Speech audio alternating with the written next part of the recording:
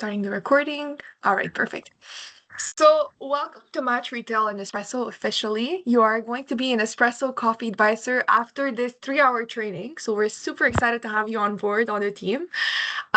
So before I start the agenda today, today we're going to learn a bit on who is Match Retail, so the company we will be working for, but also about Nespresso, the client we will be representing, and then sustainability at Nespresso, which is always part of our DNA as a brand. And then we'll continue with the program itself, so the work we'll do, including the inline program overview, a day in our life, a makeup of the ideal NCA, so who we are, tastings, Cosco protocols, booth and supplies, as well as at the end we'll review Repsly and NDT, and I will reveal the Costco incentive on one of our last slides. Okay. If you have any questions, please don't hesitate to unmute yourself and speak and ask your question. Please be comfortable. Will do. Sounds good. All right. And you also have a paper and a pen to be able to write notes and Not make at the sure. moment. I can like grab something. I have a little notepad. Yep. Okay, perfect. No worries. All right, perfect. So let's start with who is Match Retail. So Match Retail is the best. I'm so sorry, Brandon. I will have to mute just because there is like this background noise sometimes. So Okay. if ever you have any questions, please feel very free to unmute yourself and participate. Okay. Okay. Thank you.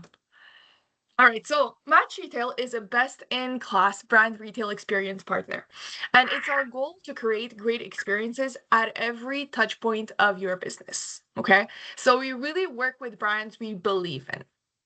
And we have five separate categories. We work with brands to improve and to evolve in these five categories. So, first of all, we have sales. So, sales can include assistance with clients, key account manager educations, and as well as demonstrations with clients. But of course, we also have marketing. So, this is all about our marketing team to make sure that everything is set up for the reps to be able to go in and all the booth is prepared, as well as trainings, of course. So that's what we're doing, making sure we're all ready before we go in field. Branded retail, we have two options. So pop-up is mostly like the kiosks we will be taking over in Costco's. And permanent operations are the certain kiosks we have, for example, with Nespresso, in certain locations where they're permanent. So even though you leave, clients can still go in, purchase, and the kiosk is always present and always will be there. Okay. And finally, retail activation. This is all about the experience we want to give to customers. So sampling demos, employee engagement, brand experiences, as well as consumer experiences. So it's all about giving the right message to the customers representing our client, which is Nespresso. Okay.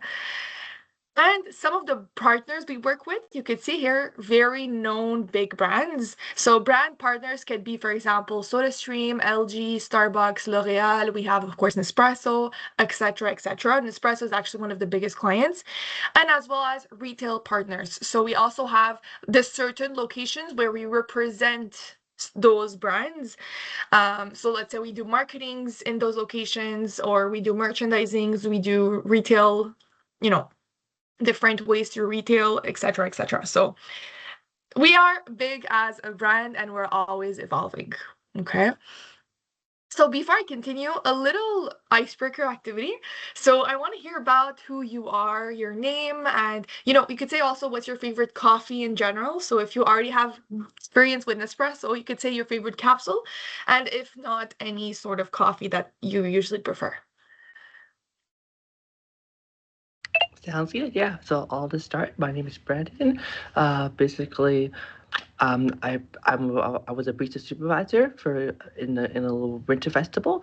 My favorite coffee will probably be either cappuccino, macchiato, lattes, you name it, we got it and stuff. Yeah.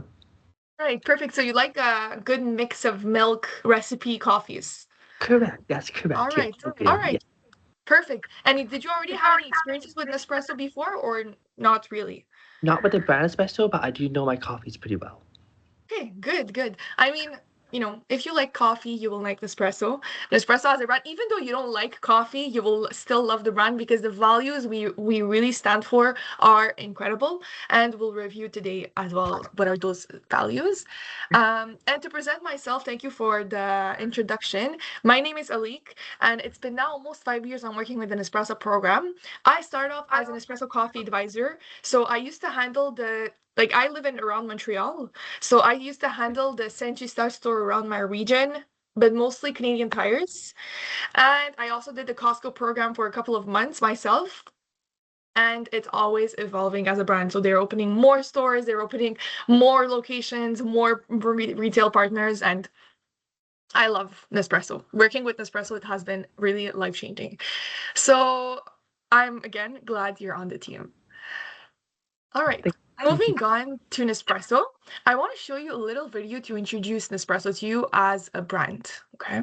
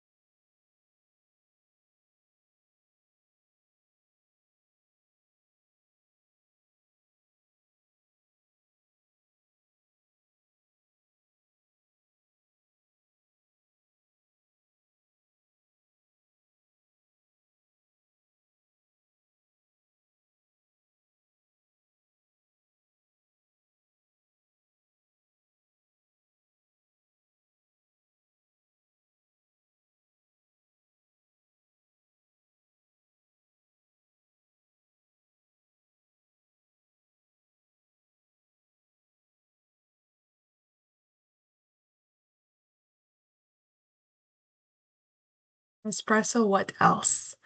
All right. So you could see in this video how Nespresso is really different, and it is not new for us at Nespresso. Since the very beginning, we have been strong believers that the coffee is a force for good, and it can create good not only between people. When you go out with friends, you want to go drink a coffee, and you have great conversations, great emotions going over that coffee, right? So creates great relationships, but as well as it creates good impact and environment. So every step we take, we always take care of the environment first. So it's always first in our mind and it's part of our DNA as a brand. All right. So let's go over a bit on the history and the background of Nespresso. So the Nespresso story began in the years of 1970s when a Nestle engineer, his name was Eric Favre, he set out to create the perfect cup of barista style coffee at home. And it's kind of a love story. The the engineer, his name is Eric Favre, he was Swiss himself, and he married an Italian woman, and she was from Italy. And when they both moved to Switzerland, Anna Maria was not a big fan of Swiss coffee.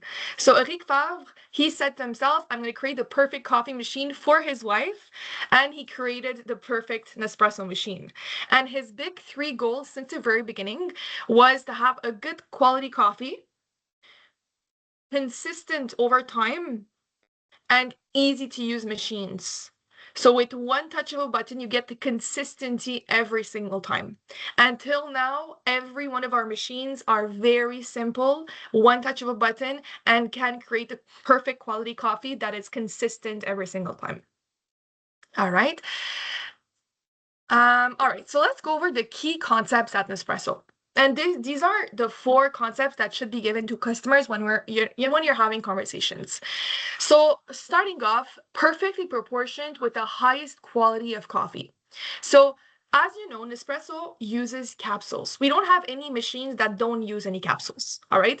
So these machines are so perfectly done, the mechanism, that with one press of a button, you just put a capsule inside that is already perfectly proportioned and the highest quality coffee, and it will make you that consistency every single time. Plus, the capsules keep the coffee super fresh, that it's even fresh after the date of expiration.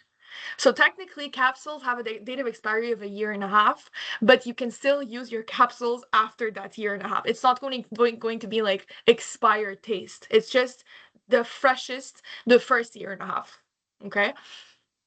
So not only that, but also the aluminum, and we're going to talk about it later, it keeps the product super recyclable and it protects from all the exterior elements that can affect the quality of coffee, such as oxygen or light or even humidity. Okay. The second main message is sustainability is a main focus and part of our brand's DNA, so if you didn't get it already. So again, every step that we take, we always take care of the environment first. And we're going to talk about it more in detail later on. Number three, as I said, smart and easy to use machines. So the technology and the mechanism is super advanced than other machines, that it creates your crema on top of your coffee every single time.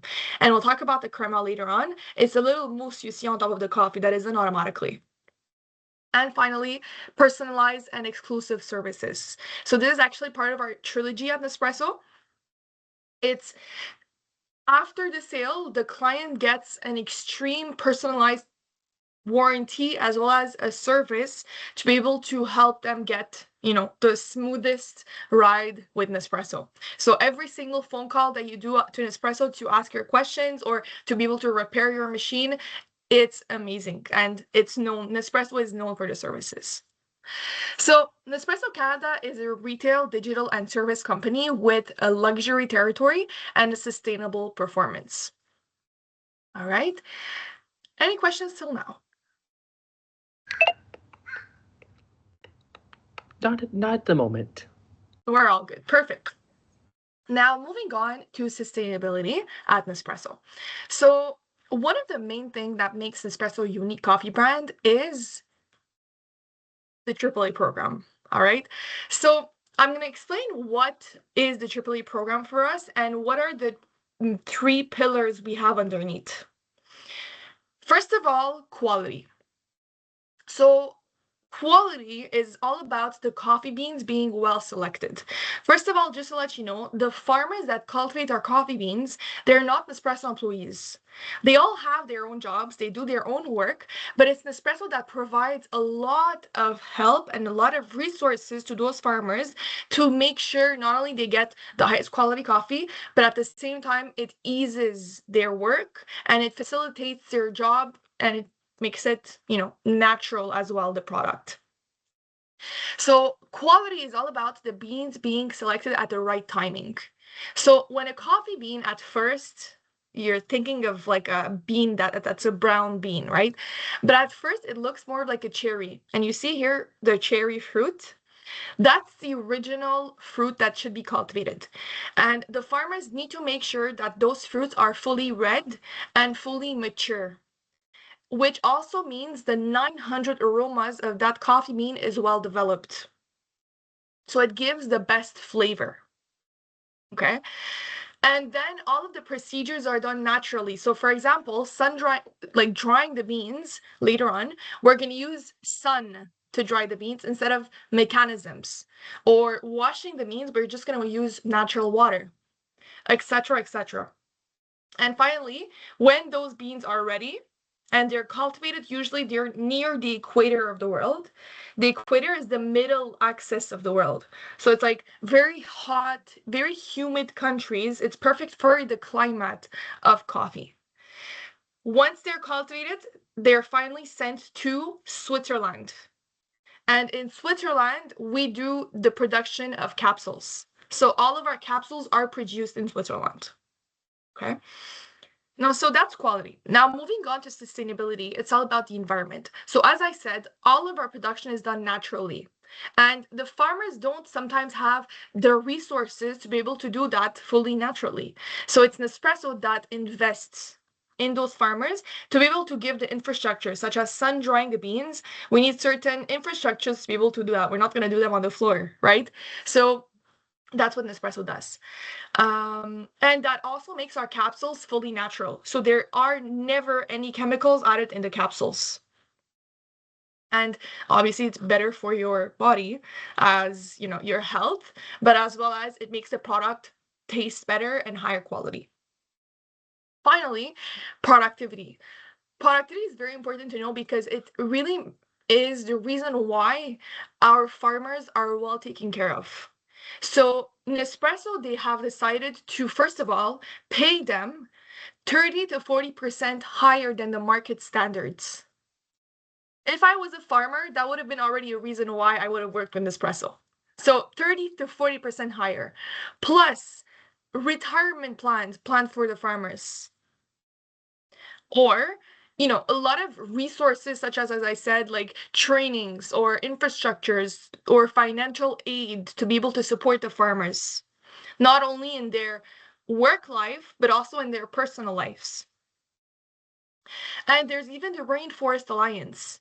So what that does, let's say at the end of the year, the farmers have cultivated a lot of coffee beans, and Nespresso doesn't need all of them. They could sell those extra coffee beans to other brands. So they're going to make even more profit, and there's no waste of any product.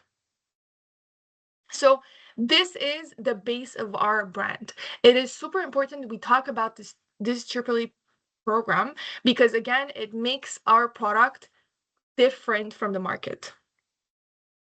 Any questions about the AAA program? Not currently. All right, perfect. Now moving on to the B Corp certification. So it's a sustainability certification label that meets the highest standards of performance, transparency, and accountability. It's a movement that reunites organizations who believe in business as a force for good. It's a legal commitment to include purpose in the business mission. So when we're talking about B Corp to customers, it's not mandatory that you explain all of these 5 different categories in between B Corp. So you don't have to go in detail with the workers, the communities, the governance, customers, and environment. What you have to say is B Corp is a certification label that is always a way to improve our brand in any way possible, year over year. Okay.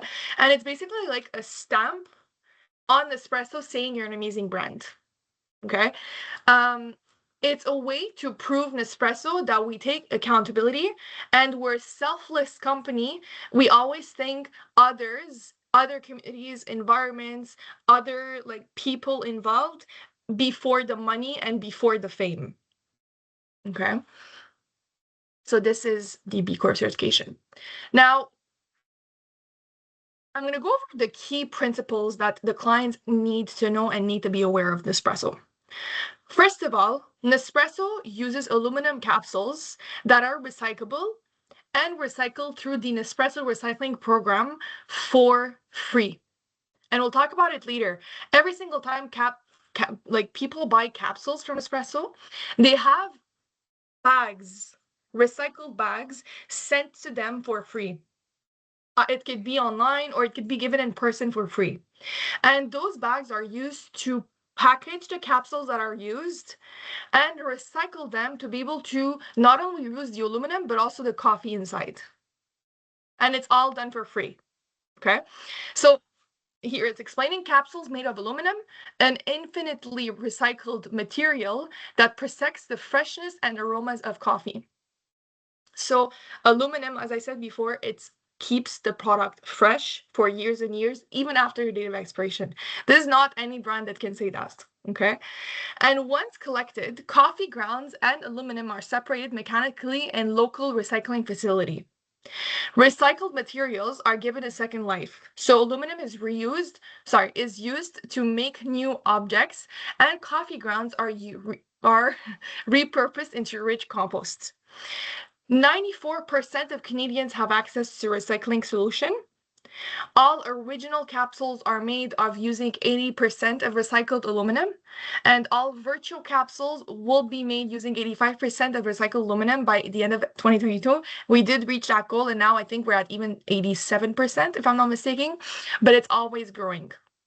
So it's a proof that aluminum, not only it's like infinitely recycled material, but we find ways to reuse. Not only aluminum is transformed into capsules, but as well as it's sometimes reused to transform into bicycles. And these bicycles are sent to the farmers that can reuse to transport around their villages.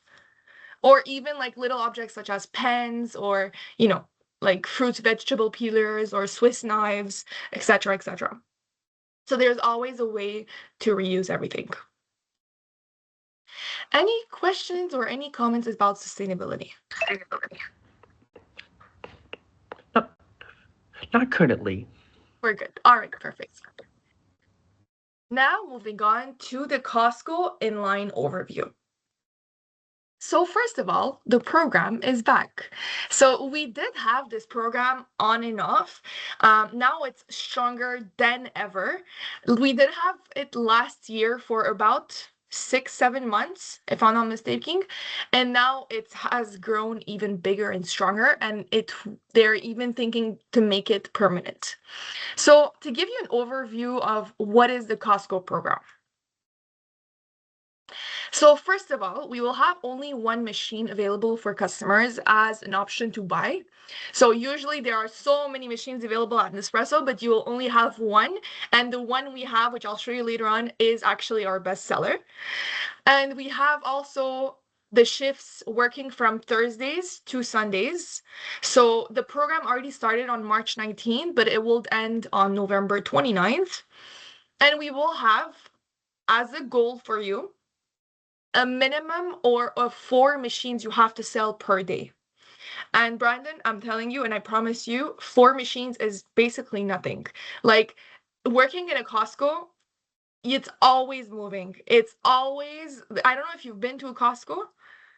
Do you have any experience with a bit like as a Yeah, client? Costco's always busy. Yes. Yeah, so like people are ready to spend money. People go in with carts and ready to fill them up to the maximum. So I'm telling you, your main goal is talking about the promotion to every customer that walks by, making them aware that we have this deal and present the product that we will be selling to be able to make people aware. And it will be also a lot of the times a word for word. Like, yes, the person might not buy in front of you, but they will tell it to their sister and their husband and, members of the family to come get the machines, because those machines, I'm telling you, will sell out fast. Okay. So, yes. If I run out of stock, would Costco supply me more from the back? So technically, no, we have only one pallet available. I don't think we will have any restock if the machine is finished. So in a case where you have absolutely no stock in the store, that should be communicated to your field manager, and they will either, I mean, they will find a way to either replace you like in a different store, or there are gonna be ways to find a job for you, of course. But I mean, the machines are there, they're limited, and our main job is to create that urgency to the customers to be able to make them aware, of course. Okay. And I'm saying like a bare minimum 4 machines, but it's like technically a minimum of 6 machines. So 6, again, very, very doable. I'd say even 10 is very, very doable. People go for like 25, 30 machines. We've had so many big numbers for day to day. Like it's an 8-hour shift. 8 hours is very long. You could do a lot more, right? All right. So your like week to week shift will be 32 hours. And you also have to check your schedule on NDT. So you will have an NDT platform, and I'll show you later on how to use that as well. It's making sure to understand how the platform works, because you'll also use that to finish your day, including Repsly as well. So you'll have 2 reports to complete at the end of each day. And then we have shifts of 7 to 9 hours. Usually it will be around 8 hours, but it's really depending on the store as well. So again, that should be given through NDT. If you have any questions on that, you can ask your PL manager. So any shift that is being worked over 5 hours, you're entitled to a 30-minute unpaid lunch break, and it must be taken. So you don't need to do anything on Repsly. You just have to leave for 30 minutes, come back. You could take it, of course, at the lunch break, at the lunchroom with the colleagues at Costco. But it should be taken because it's already removed from your pay automatically for you. So you don't need to do anything from that. Okay? I do have a quick question. Yeah. If I currently don't have a Costco card at the moment, how would I get inside the Costco's and get it outside the Costco's? Good question. Technically, you're gonna, at the beginning of the day, you're gonna go in from the back of the store. You're gonna be an employee technically. But in case where you're leaving the Costco and coming back, you just say you're an employee, you're the Nespresso representative, and they will know already. Okay, because if I go on lunch break, I might stop, get grab a bite to eat, and come back. Yeah, of course, I get it. So yeah, in a case where that happens, like you just tell them you're an Nespresso employee, they will for sure get already. They are aware, the employees. Okay. So to give you an idea on the makeup of the ideal NCA. So at Match Retail, we strive to create the optimal NCAs. NCA here means Nespresso Coffee Advisor. So we use that shorter term. And we develop our team to possess proven sales experience, technical product knowledge, and strong customer relationship management skills. Our NCAs are motivated and adaptable, maintaining professionalism and integrity while focusing on customer satisfaction, of course. Okay. So it's all about being professional. Now, a little reminder, you will be the only representative that is from Match Retail and Nespresso. So you are representing the face of 2 brands in your store, in Costco. Technically, you're sort of a visitor in their store. So at the end, you might have a couple eyes on you to make sure the protocols are being respected, and as well as, you're giving the best service to the customers. So it's always making sure that you're giving the best experiences, and you pay attention throughout the whole day to the customers and not being distracted with anything else. Of course. All right. So to give you an idea on like a day-to-day life in our program. So first of all, arrive early. So please remember, you will have to sign in as a vendor at the membership desk, as well as set up your space. So you will technically start your shift at 8, even though stores open at 9. So that first hour is there to make sure you have everything set up already to be able to start your shift and give the best experience to customers when they start going in. So if your shift starts at 8, don't don't be parking at 8. Actually be in the store at 8 and start looking for everything and making sure everything is set up, right? Um, Sounds good, amazing. One quick question. I'm so sorry to break yes. you. When I arrived on my very first day, would Costco be known like would Costco known be I'll be showing up? Like would they be expecting me to be showing up? Would they know about it? Yes, of course. So they will be knowing already. They already know the program is there. Like it's not a new thing for them. Amazing. Now just to let you know as well, a field manager will be present with you, or a member of Match Retail will be present with you on your first day for a couple of hours at least. So they will be there to support you, to ask any questions, and to go over a bit on the speech that you should give to clients. So if you have any questions, they will be there to support you, but they already know, like Costco members already know. Just go in saying, hey, I'm a Match Retail Nespresso ambassador. I'm here to be on the Nespresso kiosk. They already know. Okay. Thank you, Brandon, for your Amazing. question. Of course, of course. All right. So check in through Repsly and NDT. So when you're going in the store, it is mandatory, and you never forget, the first thing you have to do your Repsly check in to be paid, of course, for the job you're doing. You're not there as a volunteer. So make sure you do that because, and I'm telling you from now on, and I'll emphasize it later, if you don't do your check-in right, you might not get paid. The reason why, when they're doing payroll, they don't see that you worked that day if you did your check-in. So you will just not be paid for a couple of weeks more. So it is very, very important. Okay.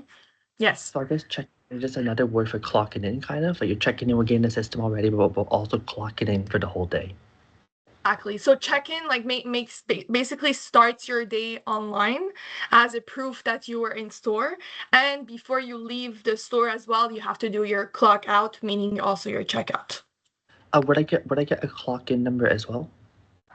No. So it's going to be an application, and we'll talk about it later. It's an application you have to download on your telephone, and it's already integrated with your email. So you just have to log in from there. Everything is already set up from the background.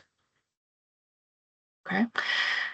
All right, perfect. So check-in. So make sure you also make yourself known at the front end manager or whoever is manager at on duty at that time.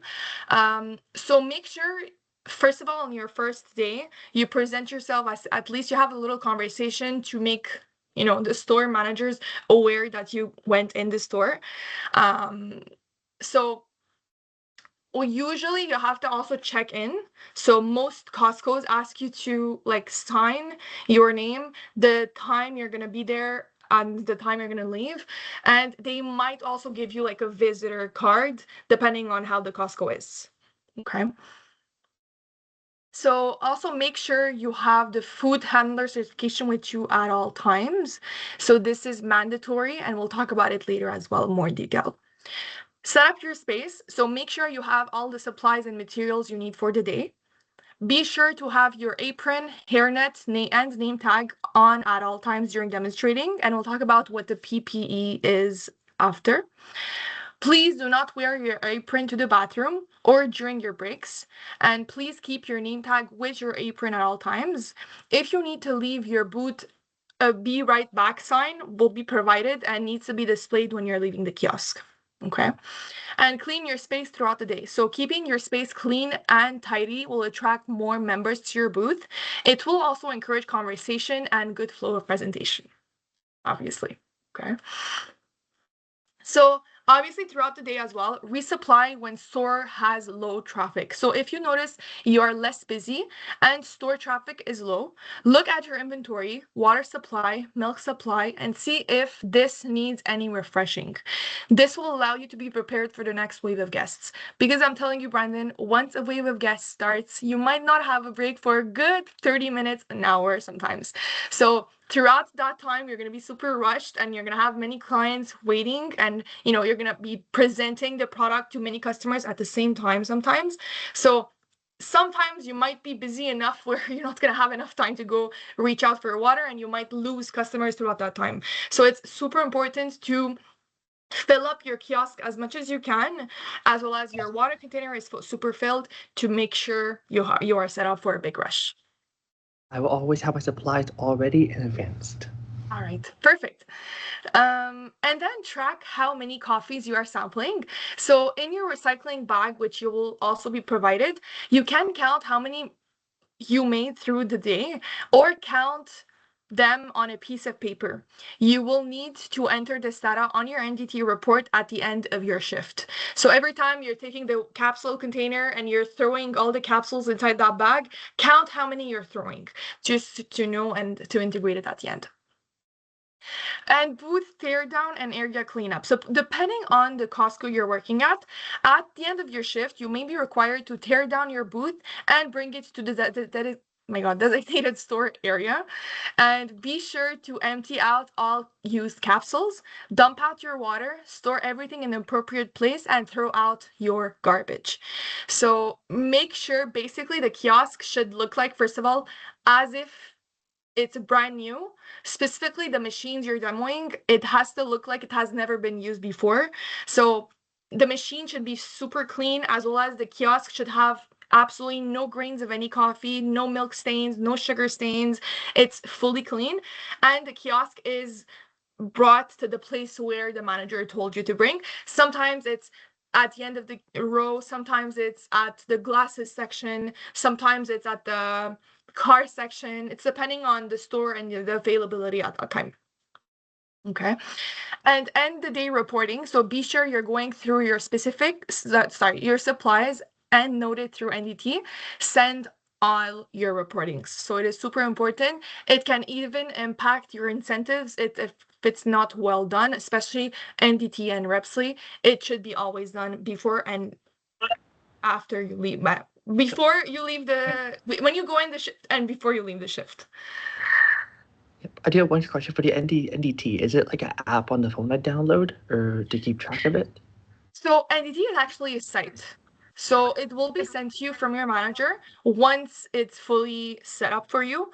Managers, technically, just to let you know, they don't work on Mondays and Tuesdays. So if ever there's anything, usually they will be doing the things that should be done on Wednesdays. So you might have an update tomorrow for that. Okay. All right. Moving on to the machines. So we have two big ranges of machines we have at Nespresso. Okay, so we have original and we have virtual. Now let me show you the terms. So as I said before, can you remind me what was Nespresso's origin? Where did Nespresso start from? What country? So Switzerland and move over to Italy. So it was actually the opposite. So it was an Italy, Italian yeah, woman that Italian moved to to Switzerland. Switzerland. So it started in Switzerland. Very good. Okay. So there's two big ranges. Now, when Eric Favre first created the first coffee machine at Nespresso, specifically Europe, majority of people go for very short coffees, and they're all Italian coffee sizes. All right. So when he created the perfect coffee machine, he didn't really need a machine that can made all types of coffee sizes. He just stuck to the basics, the basic Italian sizes. So espresso is the most popular out of those, but we have shorter or bigger espressos. So I'm going to explain the different sizes. Ristretto in Italian, it means restricted. So it's an espresso that has been restricted with less water, but the same amount of coffee. So it will be more concentrated as a taste because it has less water, but the same amount of coffee. And this is perfect for someone, let's say, if they're drinking coffee at 2 or 3 p.m. in the afternoon and they don't really have the time, but they want a quick sip. Ristretto is perfect because it's not even a sip of coffee in your cup. Okay. And then we have espresso. Espresso, it's 40 milliliters coffee. In Italian, espresso means pressed. So the machine does extreme pressure to come out with the crema on the coffee every single time. And we'll talk about that later on. So again, very short coffee, but more traditional size. And then longo. Longo in Italian, it means elongated. So it's an espresso that has an elongated with more water and more coffee inside the capsule. Okay. But this is something for you to know. But technically, in our stores and Costco's, we won't have any original machines being sold. So it's just something sold at Nespresso. It's still important to know because clients might come and tell you, hey, I have an original machine. Like I have one of those original, like normal machines at Nespresso, but I want something different. Then you can explain what are the main differences between virtual and original. Okay. But obviously we will have the virtual machines. So I'll explain what are the different sizes we have in virtual. So ristretto is the same thing as original, as I said, restricted espresso. Espresso, it's the same thing as original, a pressed coffee. Double espresso, it's a double espresso, very self-explanatory. So double quantity of coffee, double quantity of water. And then a Grand Longo. So it's like the Longo on the original range, but bigger. So it's 150 milliliters, which is like around 3/4 of a regular coffee. And then we have, so also just let you know, Brandon, these four sizes of coffee, they're all Italian-based coffee sizes, which means espresso-based sizes. And then we have the regular size coffees. So in North America, we are big fans of a regular mug coffee. So basically, it's a big mug of black coffee with no milk, no sugar additions to it. So a lot more coffee inside the capsule as well, and a lot more water. Alto, it's a big travel size mug. So let's say someone tells you, hey, like I think I love regular coffees, but it's too, the regular coffee size is not enough for me. Alto would be perfect for them. And then we have carafe size. So this is perfect for big families, or let's say a couple drinking two coffees at the same time in the morning. Instead of using two regular coffee capsules, they could use one carafe. And one carafe will make them immediately 535 milliliters of coffee. That is around 2, 3 regular sized coffees, is depending how you later on divide it. Okay, so some clients sometimes ask me, hey, can I switch up the cups underneath the machine while the extraction of the carafe is happening? The better answer is no, because when you're first extracting the first mug, it will be a lot more concentrated than the second mug you add, because that first extraction of coffee, it will be a lot more concentrated than the end, which is why it's very suggested that you use one big carafe. You fully extract 535 and then you divide it into 2, 3 regular size coffees, so it's going to be well balanced inside. Okay. Now, it's important to know that Virtue, the capsules, they're around, like the pricing, they're around 88 cents for a ristretto. But technically, we only have one ristretto capsule. So I'd say it would be regularly 99 cents for an espresso. And it goes up to $1.60 for a carafe. So $1.60, if they open their eyes saying, oh my God, it's too expensive, you have to mention it makes 2, 3 regular sized coffees. Okay. So they're very affordable, if you're asking me, compared to like other coffees that you go for at, let's say, at Tim Hortons, McDonald's. I'm not even going to start with Starbucks. It can be a huge budget just to drink coffee in a month, right? So yes, Nespresso, you're going to invest in a coffee machine at first, but the machine we have, it's amazing, the pricing. You will have the most options in one machine, but the capsules will be around $1 each, which is great. Okay. And you have, I'm just I'm yes, just gonna write down a note. What was the price of the first one? Was Stastio? Was Stastio? Stretto, Ristretto. Yeah. What was the Ristretto. price? Yeah, just So writing it down. Ristretto, it's 88 cents for one capsule. Just 1 second. 88 cents. Yeah. I thought just keep notes down and I can memorize it in my head. Of course, of course. But technically, we only have one Ristretto capsule. So I'd say usually it's 99 cents Okay. for an espresso. Amazing. And And last one is a carafe. It's about $1.20. You said $1.29. $1.60 for a carafe. Amazing. Thank you. Thanks. Okay. Amazing. Yeah. Just if I can keep the notes down and I can Of memorize them. course. Of course. You might have clients asking you that, so it's always important to know the pricings. But like, let's say they tell you, hey, like, how much will be 100 capsules? You can't tell them the exact pricing because it's depending on the sort of capsule they go for. If they go for all 100 carafe capsules, it would be $1. Well, sorry, not $1. It would be $160 for 100 capsules. But let's say if they go all for ristretto capsule, it would be $88 for 100 capsules. So it's really depending on the pricing and the choices they go. Because most probably they do a mix of different capsules. Okay.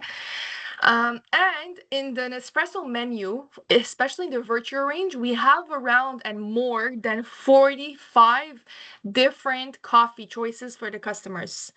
A lot more than 45, I'd say. Last time I counted, I was bored. I counted all the virtual capsules we have in the menu right now. I counted 59 capsules. But there can be also a lot of limited editions. Like for example, it included the festive capsules.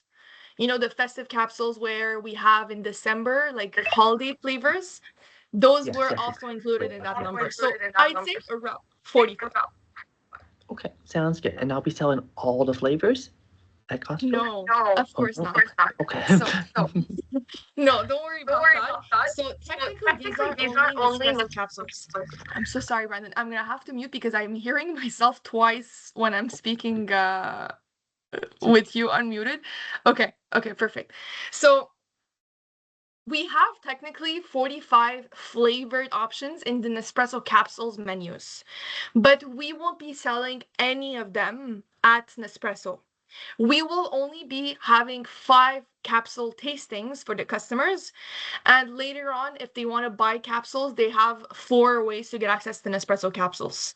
But another thing is, you could also give them the Starbucks capsules, which we do have in our stores. And we'll talk about it later as well. Okay. So that's pretty much it. Now, I'm going to talk about specifically the virtual range because we will have only the virtual range, and I don't want you to get confused in between two. But in a case where a client asks, hey, like, what's the difference between original and virtual? You just say original is specifically for espresso coffees, and virtual is the diversification of all different coffee choices, as you can see here on the screen. Okay. All right. So what is the virtual range? So virtual started a lot later. So original, as you know now, it started in the years of 1970s, but virtual started a lot later in 2014, and it was really a range developed from our research and development team at Nespresso to accommodate all types of customers. So here in North America, we go for regular size coffees, but we also have all kinds of people drinking espressos, carafes, altos, ristrettos, etc., etc. So it was really arranged to accommodate all types of coffee drinkers. And it's a technology created from our research and development team at Nespresso. And I'm going to show you the video. What is the technology? You could write down the name of the extraction system and we'll talk about it later. Okay.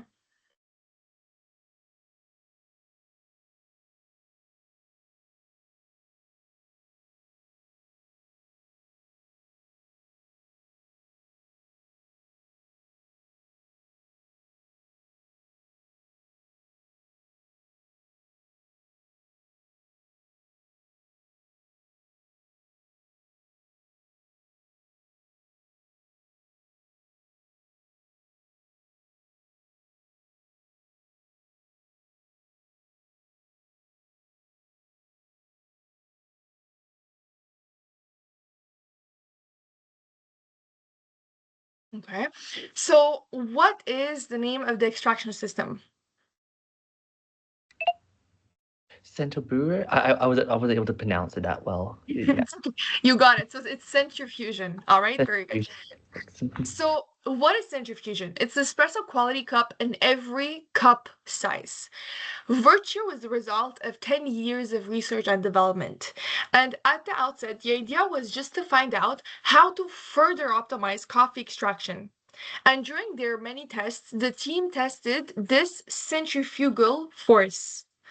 They realized they also got that crema, like with the pressure system, but the flavor extraction was actually better, and especially they could get that crema with even larger volumes of coffee.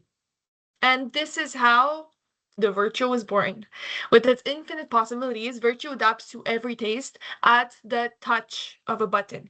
It's the perfect coffee machine for coffee lovers who want that Nespresso quality cup, but in a wide variety of styles and sizes. All right. So to go in detail, what is centrifusion? If you didn't write it down already, this is how it's written, centrifusion. So when you're talking about the virtual range, you have to mention Virtuo uses an extraction system called centrifusion. And you explain what is centrifusion to customers so they can understand how the machine works. Okay? And I'm telling you from now on, they're going to be impressed by this. So capsules and virtual capsules, they look like this.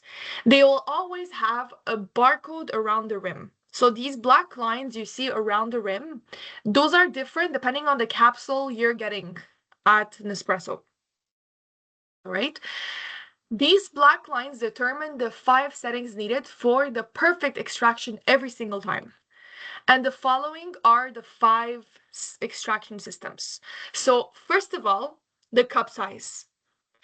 Let's say you were to put an espresso capsule inside a machine, how many milliliters of coffee would you get? Espresso one, you will get. My apologies for the noise in the back. It's okay. There's an espresso. That's probably a squirrely. Wait, what? So you cut out? Sorry. It's okay. It's probably a squirrel. I'm saying. Anyways. It's a dog. Oh, it's no, no. I'm saying this. The dog saw a squirrel. Oh, probably, yeah, probably. No worries, no worries. So yeah, how much would like let's say an espresso be at Nespresso? Just one of the like the how much milligram is was? How many milliliters would it be? Yes. Was it 80? No, that was 80 It's a cents. double espresso. Double espresso also was 100. I should take a picture of it. It was a I can go back on the slideshow, right? It was like I can let you know. 1 second, 1 second. I'll let you know. Here we go. Yeah. So the espresso is 40 milliliters. The Very good. Riccio is 25 milliliters, and the Longlo is 110 milliliters. So it's really depending on the capsule you put, you will have the perfect size of coffee every single time. Okay. This is amazing technology. You don't have to do anything. You just press a button, you get the milliliter you want. Amazing. And then we have the temperature. So temperature is around, I'd say around 73 to 78 degrees. It's not a temperature that's going to be boiling hot, but it's hot enough to be called a hot coffee. All right. So when you're extracting that coffee, it will know the exact temperature to not burn your capsule as well. So let's say capsules that are very highly roasted, they're going to lower the temperature by just a bit to not burn your coffee, right? So it keeps the full aromas. And then the infusion time. So infusion time will have like depending on the capsule you put, let's say an espresso would take around 30 seconds. Compared to a carafe, it would take around a minute and 30 seconds. And then the flow, that's the speed of the water. The faster it flows, the less it absorbs that capsule, so the less concentrated it'll be. The more slow it is, the extraction, the more it absorbs the capsule, and the more intense the coffee is going to be. Okay. And finally, the rotational speed, you remember what was it? Wait, for the speed you said? Yes. Um, I have to go back on the video. I know it said in the video. It said in the Yeah. video. So it's actually 7,000 rotations per minute. Okay, so this is incredible speed. Just to let you know, the car that you drive on the street goes 5,000 rotations per minute. This is insane technology, and we have to talk about this extraction system for clients to understand what we're selling them and what they're gonna buy. They're gonna be impressed by this, let me tell you. Okay, so are we okay with these 5 different categories? Yes, I'm okay with the 5 different categories. All right, perfect. Do you want a moment to write notes, or you're okay with the following? I think I'll be okay. I've been writing some notes down, and I've been just keeping keeping the most memory I can. But I'm learning. I am getting the notes down for sure. Right. Okay, perfect, perfect. Now, are you ready for the machine that we will be having? Yes, for sure. All right, let me tell you. So, the machine name is called Virtue Next Deluxe. All right. So, Virtue Next Deluxe is the title of the machine. Now, we also have, just to let you know, many other Virtuos in the Nespresso brand. And we also have different Virtue Nexts at Nespresso. And this will be the most deluxe and most sophisticated Virtue Next we have. right? The other machines, they're mostly made out of plastic. So this will have a full metal touch integrated on the machine, which gives a nicer look to the machine. So you can see here the whole head of the machine is made out of metal. And Virtual Next Deluxe is a very nice, expensive looking coffee machine. It's super sleek. The machine itself, it takes absolutely no space on your counter. So this is a main point to cover with clients. It's super thin and super like long as a machine. So it takes no space on the sides of your counter. The water container is completely on the back of the machine, which equals to 1.1 liters of water. And the capsule container, you see here, I'm just pointing it out right now. There's a little, like, here. You see? There's this little hole. Are we on page 41? I'm on page 38. Oh, it went to page 41. That's why. Okay, my Oh, apologies. Yeah, it's okay. I'm back on. I'm on 38 now. Okay. if you want, you could give the presenter view. Like, you might have a button near you saying give control to presenter or presenter view. Yes. If you click on that, it will follow the slides and the rhythm I'm going. Yeah. It was still following the line. And all of a sudden, it stayed on page 41 for like 5 minutes. So I thought that was great. Okay, I'm back on 38. Right. All right, perfect. So you can see here the little arrow, I just pointed it out. Do you see? Yes, I do now. Yes. All right. So that's a little hole. You could open the machine container, like the capsule container from that hole. It can take about, I'd say, 11 capsules, but like it's depending on the size of capsules you're using. Okay. So, every time you finish making a coffee, you open the machine, the capsules are automatically ejected in the capsule container. So you just have to wait the capsule container is filled with a couple of coffees, and you just have to take it out the capsule container and throw it in a recycling bin. Okay. Okay. And we also have, like I said, the metal touch fully on the machine, plus even the cup holder. And the cup holder has 3 different levels. So depending on the size of coffee you're doing, let's say if you're doing an espresso, you could elevate the cup holder so it doesn't do a full explosion of coffee on your counter. And you could bring it down if, let's say, you're going to do a big mug of coffee. Or you can completely remove it for, let's say, a carafe right on your counter directly. So that's pretty much the machine. Can you remind me what's the name of the extraction system for this machine? System. Was that like the handle or the whole opener? How it opens up? It's the name of the technology. It's the extraction system started with a C that is very hard to pronounce. Cat. It's not like carafe. It's not carafe, is it? It's not carafe. No, carafe is the biggest size of coffee we have. That's like the sizes. Now, Virtue uses a technology called Cat.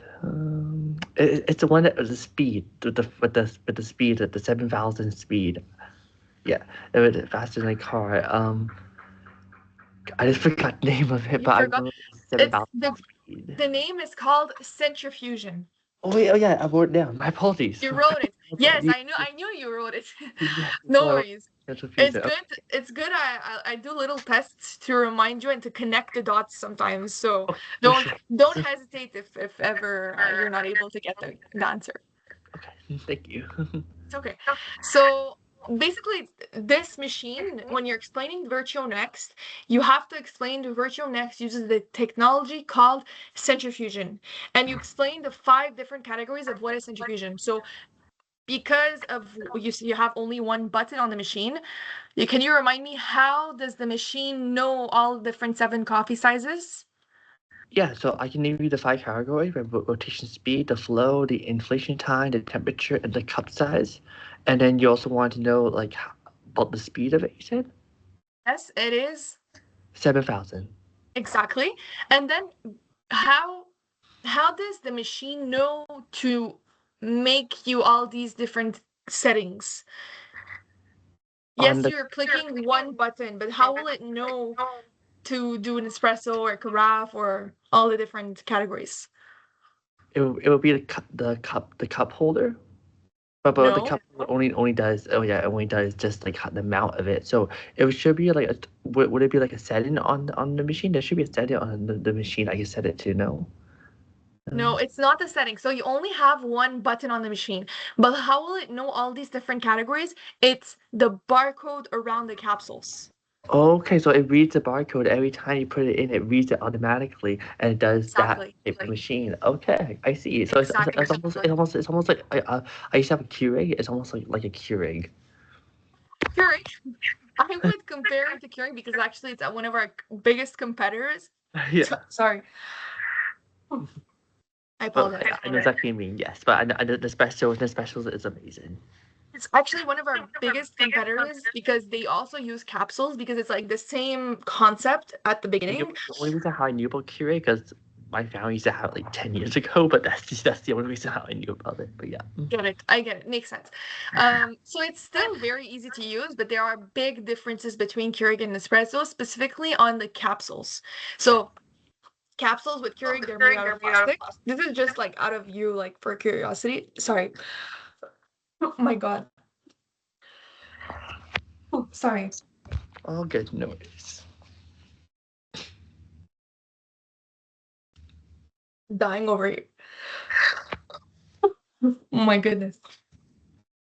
Oh, so sorry.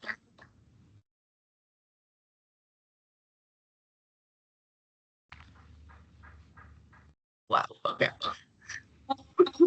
So capsules with Keurig, they're made usually out of plastic. And those capsules, they don't have any specific layers to protect the coffee from the plastic. So when you're infusing that coffee, there's a lot of microplastics that can enter your coffee during the extraction, which is horrible for your body. Hmm. Yeah. Plus, the extraction system of that machine is just a drip method. So it's just a water dripping on a capsule that doesn't really create a specific pressure inside to give you the best extraction. So what that does, it eliminates a lot of the aromas of coffee from your capsule. And we're going to talk about it more in detail about the mechanism of the machine. As you saw, like the extraction, it rotates 7,000 rotations a minute to read the barcode to know exactly what quantity and what the exact criterias are of the capsule. Plus, because of this centrifugation system, plus don't forget the pressure you have with the water on the capsule, you're going to have this crema made on top of your coffee every single time. That crema is, a lot of people think it's frothed milk. It's actually not. It's coffee oil being extracted from your capsule. So a coffee bean is a very oily bean. And when you're extracting at a super pressure, very simple science, oil and water doesn't mix quite well, right?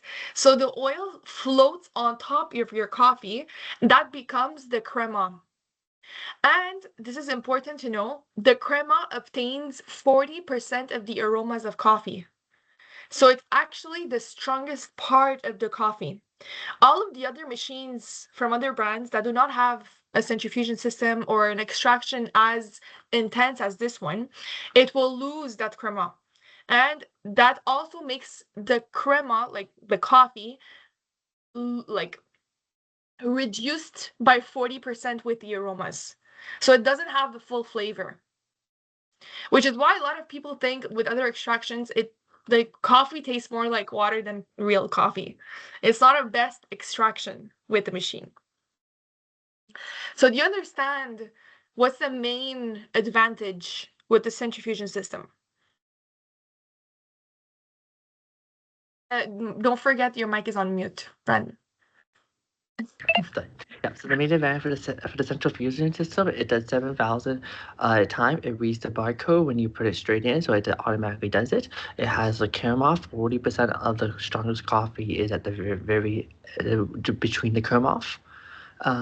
Yeah, Basically, so the crema, it will be the oil of coffee. That should be mentioned. And this is basically what creates that biggest like aromas of the coffee. So it gives the full flavor. Okay. So that's pretty much what the machine will be. Now, it doesn't only come the machine itself as a box. It will also include little gifts and little advantages more with the machine. So we have, first of all, a travel mug included in the box. The travel mug is obviously an espresso travel mug, which is around $30 at Nespresso. And it will be around like the milliliter, 355 milliliters, which can take an alto size, up to an alto size coffee.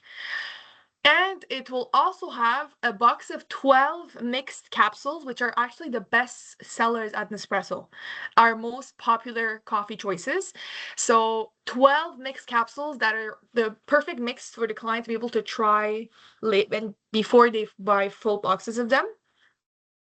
And let me tell you something else. Later on, when the clients are going to buy Nespresso capsules, they will always come in boxes of 10. All right. And even the capsules you will have in your kiosks to do the tastings, it will be always boxes of 10. So the only exception is the Alto and Carafe capsules come in boxes of 7. When a client is buying, let's say, future capsules, the prices I gave you, it's always times 10 or times 7, depending on the capsule. Because you won't have any later chances to get one box mix of different many choices. The only option will be this one integrated already in the box. Plus, you will also have an espresso coffee credit that is integrated as a gift. So it's a $20 coffee credit for their first purchase of coffee. So it's like a direct promotion for their first order or their first purchase at Nespresso. Okay. Which is a great way to, even improve your arguments with the sale.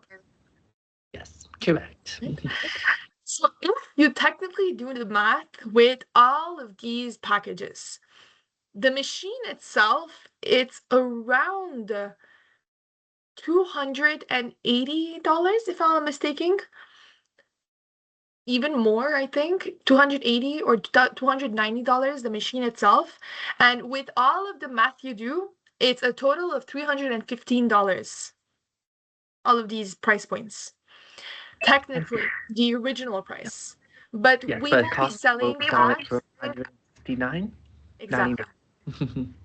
Okay, 170 is amazing for this deal. It You is. will not It, find a deal as good as this one anywhere else, and I yeah, promise you that. yeah. I'm sorry, but yeah, because like a coffee mug by itself, like $30 credits already 20. That's $50 already, and to buy the coffees by itself, that could be like another like $40, $40, and also the machine as well. Mhm. It's insane deal. Um, Again, you will not be able to find any single pricing like this anywhere else. We only have it at Costco. So Costco is very generous as a store. We all know that already. But this seal is actually, it proves that it is amazing. Okay. So it is important, a couple of things here. First of all, we have, as I said before, create urgency in the store. So it is important that we always talk about this price to every person that walks by. And you have to count how many machines you're selling throughout the day. But technically, you don't need a proof of every sale you do. The only thing is, we ask you to take a picture. Sorry, you take a picture of the machine in the cart when it's being sold to the customer. Because usually we send that, yes. What if I do? What if I ask them to take a picture and they reject the offer? Do I just We don't take them as a picture if they don't want to. You yeah, could just take the cart and the machine in the cart as a picture. okay. I'm sure the customers would say yes. I'm sure they would. Yeah. Yeah, I mean, you could if they don't want their cart even in the picture, just take the machine and put the machine on the floor and just take a picture with their shoes or something. Oh, Like you need just find a way to take a picture, and if ever you forget, let's say no biggie, it's okay, but like we really appreciate it because it's a way to encourage the sales group WhatsApp group we have. So if you don't have any already WhatsApp on your phone, download that app as well because all of our communications with our work will be done through WhatsApp. And you will be added even in a region with colleagues around you that are working the same job as you. And if ever you have any questions, you can always write it in the chat, like any professional questions. But if it's something more, like a personal, like pay question or something else you're not too sure of, you can always write to your manager directly. sounds good. Yeah, I usually use WhatsApp on my old job, so I got WhatsApp already installed on my phone. Perfect. That's perfect. All right. So yeah, you could send that picture as well. And one more picture we always ask you, every morning you'll have to take a picture of the kiosk when it's fully set up and send it in the group when it's done. Okay? And your managers will be reminding you that as well in the group. Okay, perfect. So to give just to keep an count like that, those pictures are there to keep account of the sales you did throughout the day. But at the end of your shift, when you finish, you will talk to a store manager to take a report of all the sales you did throughout the day. So that's going to be the actual proof of the sales you do. Okay. Any questions on this bundle and the pricing and the machine itself? Not currently at the moment. All right, perfect. Now, you were asking me what capsules we sell in the stores. These are going to be the following capsules. So I'm on slide 41 right now. Starbucks capsules will be available for clients in person. Now, one thing that is actually two things that are super important we have to mention. You will have a lot of customers asking you, hey, where can I buy Nespresso capsules?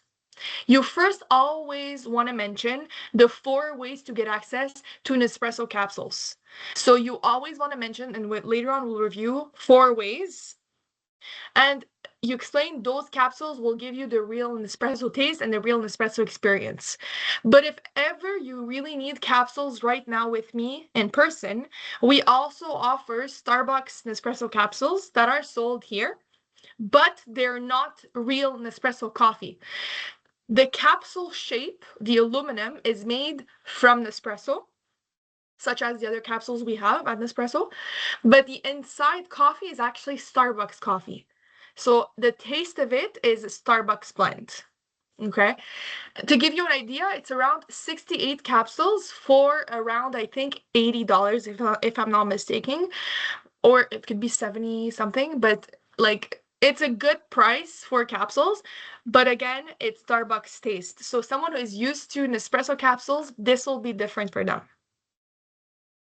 And a little reminder, do not display this bundle, like the Starbucks coffees, on your kiosks or around your kiosks. You should have these in your row where we're selling espresso machines.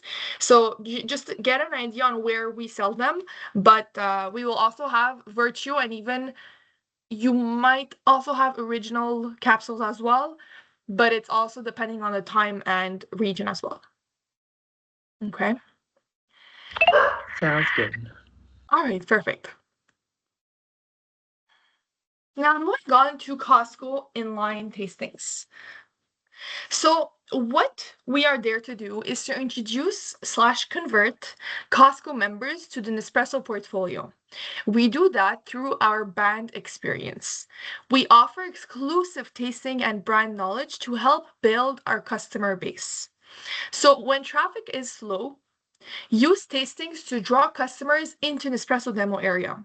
So this is going to be like a key to the conversation where the client will want to stay longer with you and have a longer conversation with you, right? So if you're offering them a free coffee, obviously they're going to want to stay with you and hear more about Nespresso. But in a case where you're already very busy and you're already having many conversations and you're already doing extractions, you don't need to create conversations by asking them if they want to try coffee. They already know you're there to make coffees as well, right? But Your role will not be to be a barista in the store. Your role is to talk about Nespresso as a message and Nespresso as a brand to customers. And the final goal is obviously selling the Nespresso machine. Okay. So you will have customers asking you, hey, can I try coffee, and leaving. Your goal is giving that coffee specifically at the end of the conversation, after you explained who is Nespresso, after you explained the product we're selling, and after you explained any questions or any sort of coffee choices they would prefer. Okay, so to give you an idea as well, we will have 5 coffee choices for them, and they will all be available for tastings. They will all be Nespresso capsules. And later on in the program, we might also have one Starbucks capsule in the mix as well, which will be the Verona capsule. Verona capsule, I think it's closer to the Audacio taste at Nespresso. And it's also made, it's also, sorry. We will have sugar also provided, and we will have also milk provided with the tastings as well.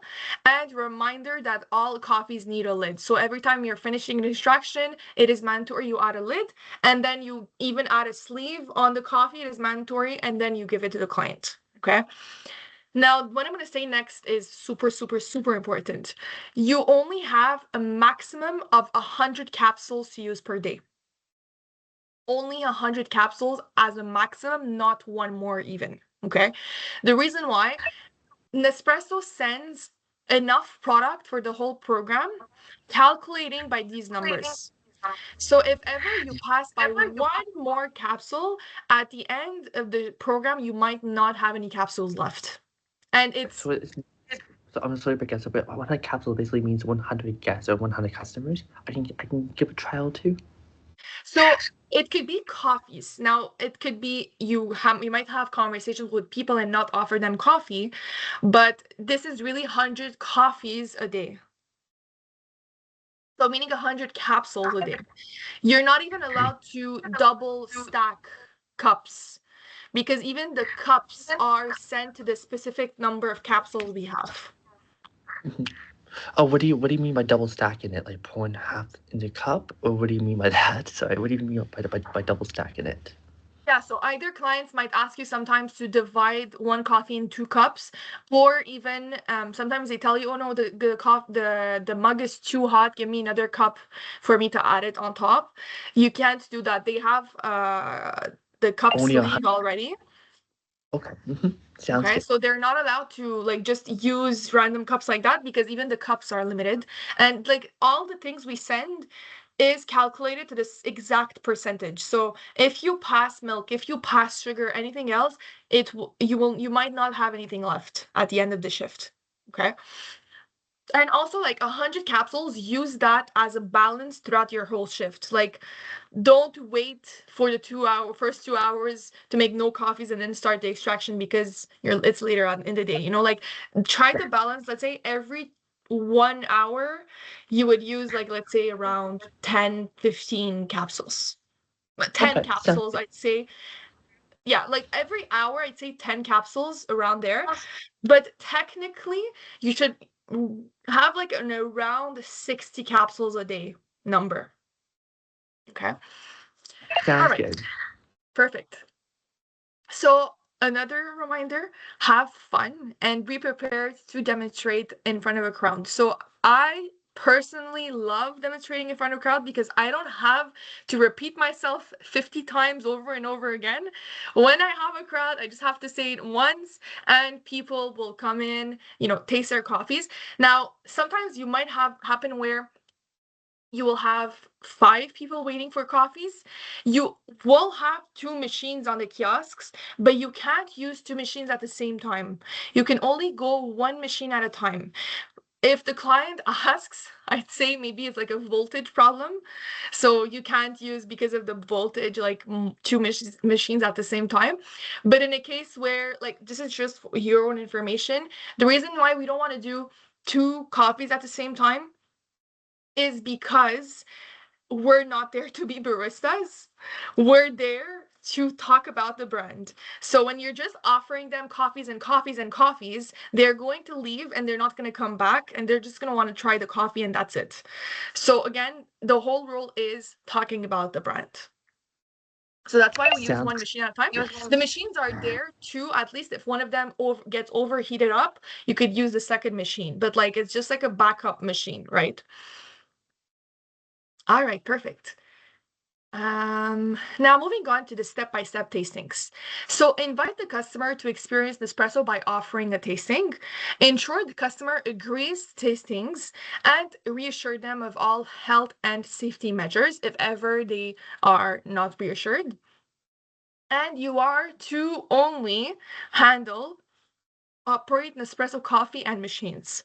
So we will have gloves to do tastings with.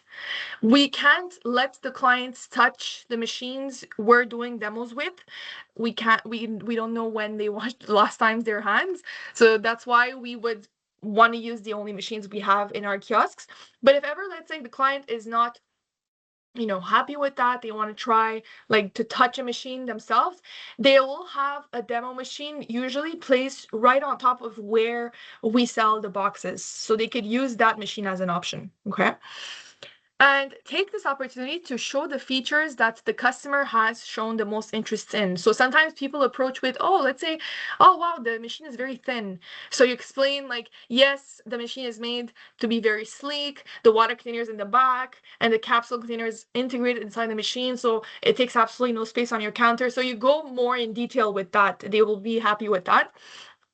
And etc. So like depending on the sort of like characteristic they like the most, you could develop that more to how they would like it more. Okay. So after properly having access to the customer's coffee drinking habits, present the coffee you think would better fit their tastes. Reminder, coffees that you're giving them will be a lot of the times the first impression of Nespresso. So if you're not asking them the correct questions to understand what their preferences are, they will not have a good impression with Nespresso. They'd either think that coffee is too strong for them, it's too light for them, it's not balanced enough for them, etc., etc. So it's always very important you ask 5 open-ended questions and you do the full speech, such as, what type of coffee drinker are you? Do you like espressos? Do you like regular coffees? And then you could ask, how do you take your coffee? Do you like milk, sugar, syrups, iced coffees, etc., etc.? And who drinks coffee with you? Are you the only person someone at your home? so if someone Yes, asks sorry. for iced coffee, will have ice provided that I can give them? Sadly, No? no. Okay. We will not have ice.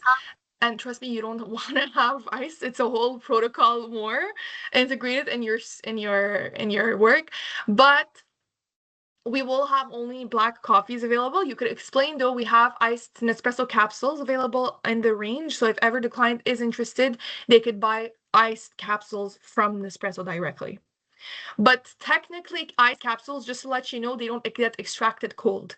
They get extracted on ice to be balanced with the ice and the acidity of coffee perfectly. Okay.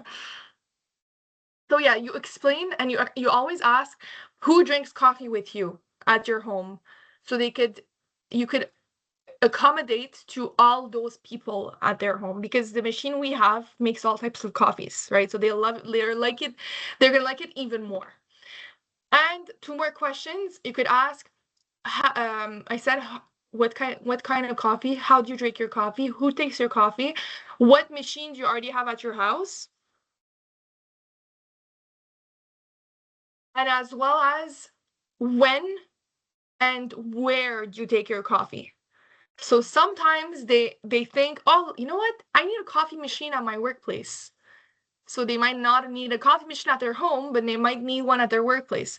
Or they could need both. So you create like other environments in their minds where they might need more machines, or sometimes they might have a wedding coming up in the summer, so they might need a third machine. The price I'm telling you, you will have clients buying many, many of them at the same time sometimes. Okay. So with that, guide the customer throughout the entire coffee preparation and ask the customer if they would like milk or sugar and add appropriate amounts to their coffee. I always make them drink the coffee black before doing the full milk and sugar tasting, because a lot of people that are big milk coffee drinkers, they love Nespresso as a black coffee because the full aromas are there. I'm proof of that. When I go to a breakfast place, I usually use five milks and like 60 sugars in my coffee to be able to drink my coffee. But with Nespresso, I like it fully black because the aromas are there. So we want to give them a chance, and then they could add if ever they need. Okay. And as I said, place a lid and sleeve on the cup after every preparation. So it is super, super important. And place the prepared cup on the station and invite the customer to enjoy their coffee from the station. What do I mean by that? When you're finishing a coffee, you put the sleeve, you put the cup holder, like the lid, and then you put the cup on the kiosk. And the client will take it from there. Do not give it directly in their hands. The reason why, we want to avoid any accidents. So we would put it on the kiosk, and then they would take it from there. And tell customers they're getting the best deal, of course, and create urgency by mentioning we are only there for a short period of time, including the stock we have is there only for a limited time on when we're there. So when it's done, it's first come first serve. We will not be restocking anymore. And clean station and machines after every demo. So make sure you clean the station and it's fully brand new, the kiosk, when you're gonna welcome other clients. Wow, time is passing fast. All right. Okay. Now let me show you the different capsules we have at Nespresso and the ones we will be using in our stations. So we will have, as I said, 5 different capsules available. So to give you an idea and the explanation of each capsule. So Melozio, it's such a balanced medium intensity capsule. This is actually our best seller across the world. Okay, so Melozio, it's like very known to be balanced, medium intensity. That's perfect for someone, let's say, who doesn't know what kind of coffee they like. So if ever they tell you, hey, you know what, I like something a bit more stronger, you could give them descriptions of other stronger capsules we have. And if they tell you, you know what, I like something lighter, we have a lot lighter options than that. So it's like the perfectly balanced. And virtual capsules, the intensity goes up to 11. So let's say an intensity 11 on 11, that will be the strongest coffee we have in the menu. Let's say I tell you intensity 6 on 11, that'll be the most balanced coffee. Let's say I tell you intensity 2 on 11, that'll be one of the lightest coffees we have. Okay, so you can know by that scale what intensity it is. So the note of it is going to be more biscuity with a cereal note. And then we have Costa Rica. Costa Rica, sorry, I didn't mention, Melotio is a 230 milliliter coffee, so it's a regular cup coffee. Costa Rica is 150 milliliters, which is a Gran Longo. It's a lot of more intense as a flavor, so it's intensity 7 on 11, but it's also more sweet as a note, so it's malted and sweet cereal note. Melozio decaffeinato will be the exact same taste as Melozio, but decaffeinated. So a lot of clients you will have, let's say, coming and telling you at 4 in the afternoon they don't want to try coffee because it's too late for them. Melozio decaffeinato is perfect. Yes, we can do decaf or we can do regular. Yes, totally Exactly. Okay, so someone who doesn't want to wake up or doesn't want that caffeine effect in their day, Melozio decaffeinato is perfect. Or let's say another person telling you, hey, I already drank 5 coffees this morning. Melozio decaffeinato is perfect. So it's, again, the same taste. Now, something else to know, The decaffeinated capsules at Nespresso, they're also fully natural. And we use a procedure called the Swiss method to do the decaffeination process. What is a Swiss method? It's simply infusing your coffee beans in water for more than 13 hours. And when you finally remove those coffee beans from the water, they're going to be decaffeinated to almost 100%, which gives the full flavor of coffee. It will taste the exact same as a caffeinated coffee, but decaffeinated. Okay? People won't believe you this is decaf coffee. Okay? Now, another two options, and my personal favorite, it's called the maple pecan capsule. So this is actually a capsule that is around, again, medium intensity coffee, even though we don't have a specific intensity number, because like barista creations, which is like the aromas of coffee we have on espresso, they always have no number intensity, because as soon as you add a drop of milk in coffee, it changes the intensity completely. So that's why those are supposed to be balanced with milk, which is why when you're extracting one of those capsules, it's suggested you add just a base of milk underneath your cup. And when you're extracting that coffee on milk, it's going to create the crema even thicker than the other machine, the other capsules we have. And it will have this very light aroma to it. So it's going to have a maple and pecan aroma. It's never, never sugary. So an espresso capsules will always be a black coffee, but yourself, you could add milk or sugar later on. Okay. And it will always be natural with no allergens. So someone who's allergic to, let's say, maple or pecan, they could still drink a maple pecan coffee. It's with no allergies, no allergens. And Stormio is one of the richest and intense coffees we have. It's an intensity 8 on 11, and it's more of a rich and spicy note inside the capsule. It's still a 230 milliliter. Okay, so all the 5 capsules, it's 230 milliliters, except the Costa Rica, which is a Grand Longo. But at Nespresso, we also have espresso, ristretto, Grand Longo, carafe, etc., etc. So the sizes of the capsules, they will change depending on the capsule you're buying at Nespresso. So if you compare, let's say, the Grand Longo and the regular coffee, Grand Longo is just going to be a bit shorter than the regular coffee, just because it has less coffee inside the capsule. And the shorter it is, the less, like the thinnest the coffee is going to be, the capsule. Okay. Any questions about these blends? Not currently at the moment. All right, a couple slides more, then I'll give you a little break. Amazing. So So much, yeah. I was gonna say I'm actually doing this interview outside because I live in a basement suite, so my service is not the greatest. So I didn't think it was gonna be this cold out. But yeah, when I go on break, I'm gonna quickly grab a jacket. okay, do you want to go grab a jacket right now? I can give you the break right now if you want to. Maybe, yeah. It's getting a little chilly. I'll just give me one moment. I'll be back in a moment. Thanks. Okay, sorry, Brandon, give me a second. I'll give you till 40, no, sorry, 50, 58. Let's do Oh, 58. okay. So do I hang up? Do I stay on the line, or what do I It's, do?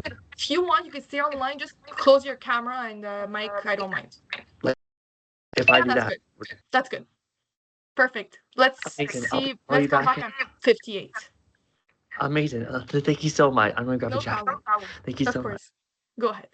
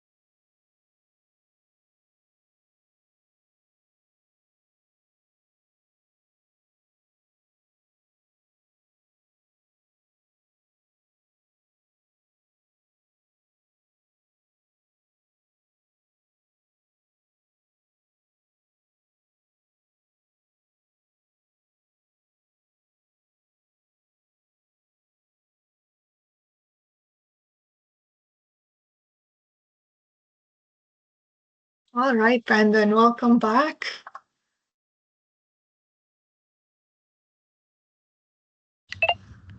Yes, I'm all back. Yeah, I dress warmer. You're all okay? Yes, I wish you told me earlier. You would have been a lot more comfortable outside. I did not know you didn't have a jacket. it's okay. It's all good. I want you to look the most professional. Oh, of course not. Like it's human basics, not being cold in a training. So I mean, I'm glad you told me in advance before the break. All right, perfect. So let's continue with a couple more protocols and then we'll continue with the services offered to clients. Okay. Oh, So first of all, when you're opening capsule boxes, so this on the screen here, you could see a couple of the capsule boxes we have. As I said, capsules come in boxes of 10, right? So every time you're opening a box, you have to rip out the date of expiration from the box, this little tab, and slide it in the work geotang we have. It's like a folder. But if you don't have any folders, you could just use a Ziploc to keep the folders till the end of the day. Once the day finishes, you count how many tabs you use throughout the day and you integrate it in NDT as well. Okay. You have to keep that date of expiration till the end of the day. Please make sure you do this just in case when a client comes and tells you, hey, I've been sick because of your capsule, I need a date of expiration. Well, at least you have a date to prove yourself. Okay. And it is very important you open one capsule box at a time per flavor. So even though you only have one capsule left from one flavor, please use that before you open the new box. Okay. And then when you're filling up your water, please do it from the Costco employees' kitchen and not the washrooms. Pretty self-explanatory. And please also make sure you're putting up the I'll be right back sign on your boot before leaving if ever you are going for water jugs, machine, water containers, or just for a break or etc. Any purpose.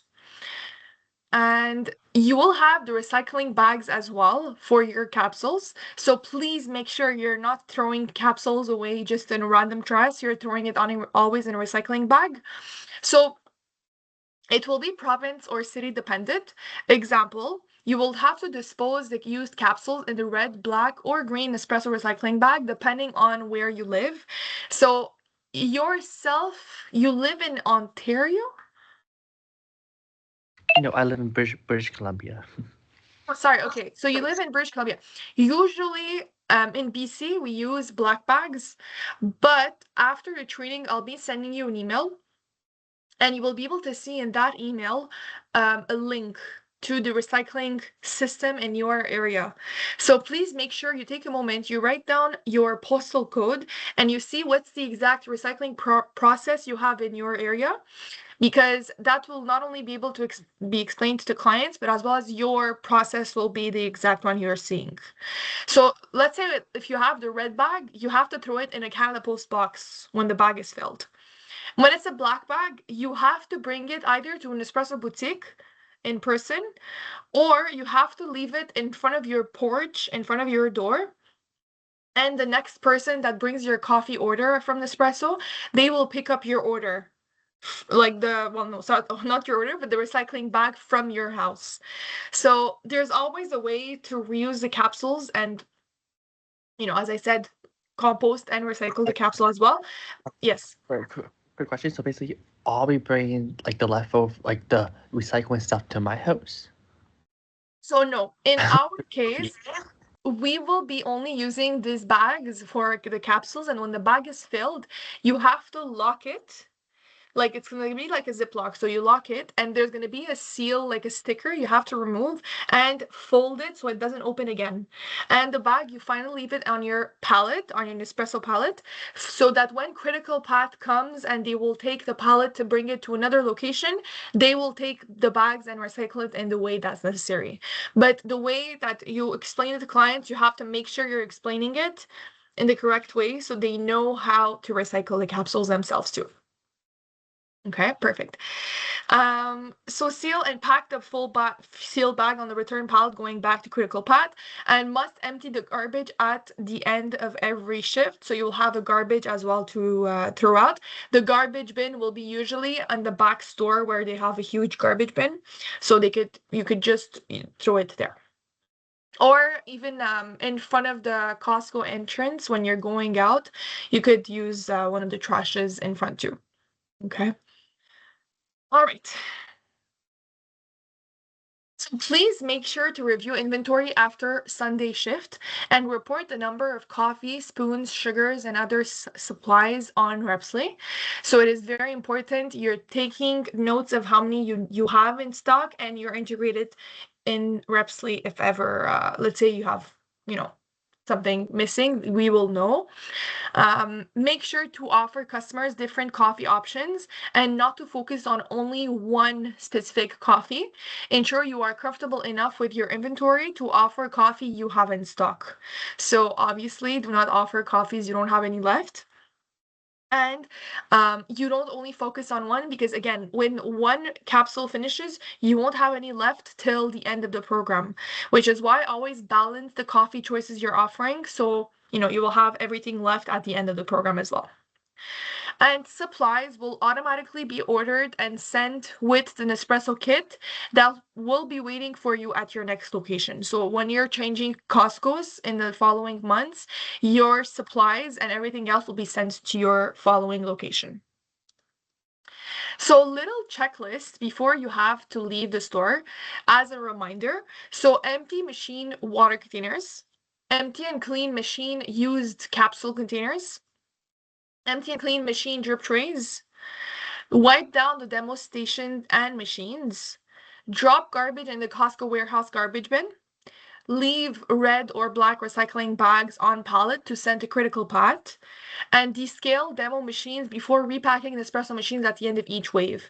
So, every month or a couple of waves will be working. You have to descale the machine at the last day of the program to make sure it's clean for the next store. The descaling video can be watched through YouTube. So you just have to write Nespresso Virtuo Next Deluxe descaling video and it will come out. So make sure you do that the last day completely of the store you're working at. It should take about 20 minutes. And if you're doing, I'm so sorry, I have a call from my colleague. I'm just gonna be right back, okay? I'm so sorry.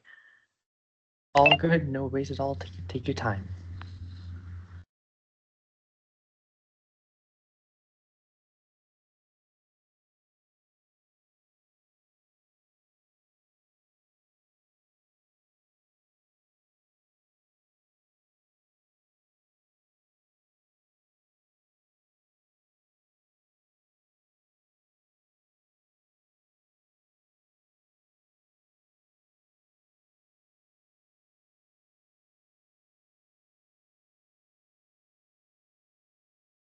Sorry, Brandon. I just told him I'm gonna call you back and after we finish the training. So as I said, the video should be watched the last day. The descaling product is also sent to you in store. Now, something else you also have to mention to clients, the machine needs a descaling every 6 months of use.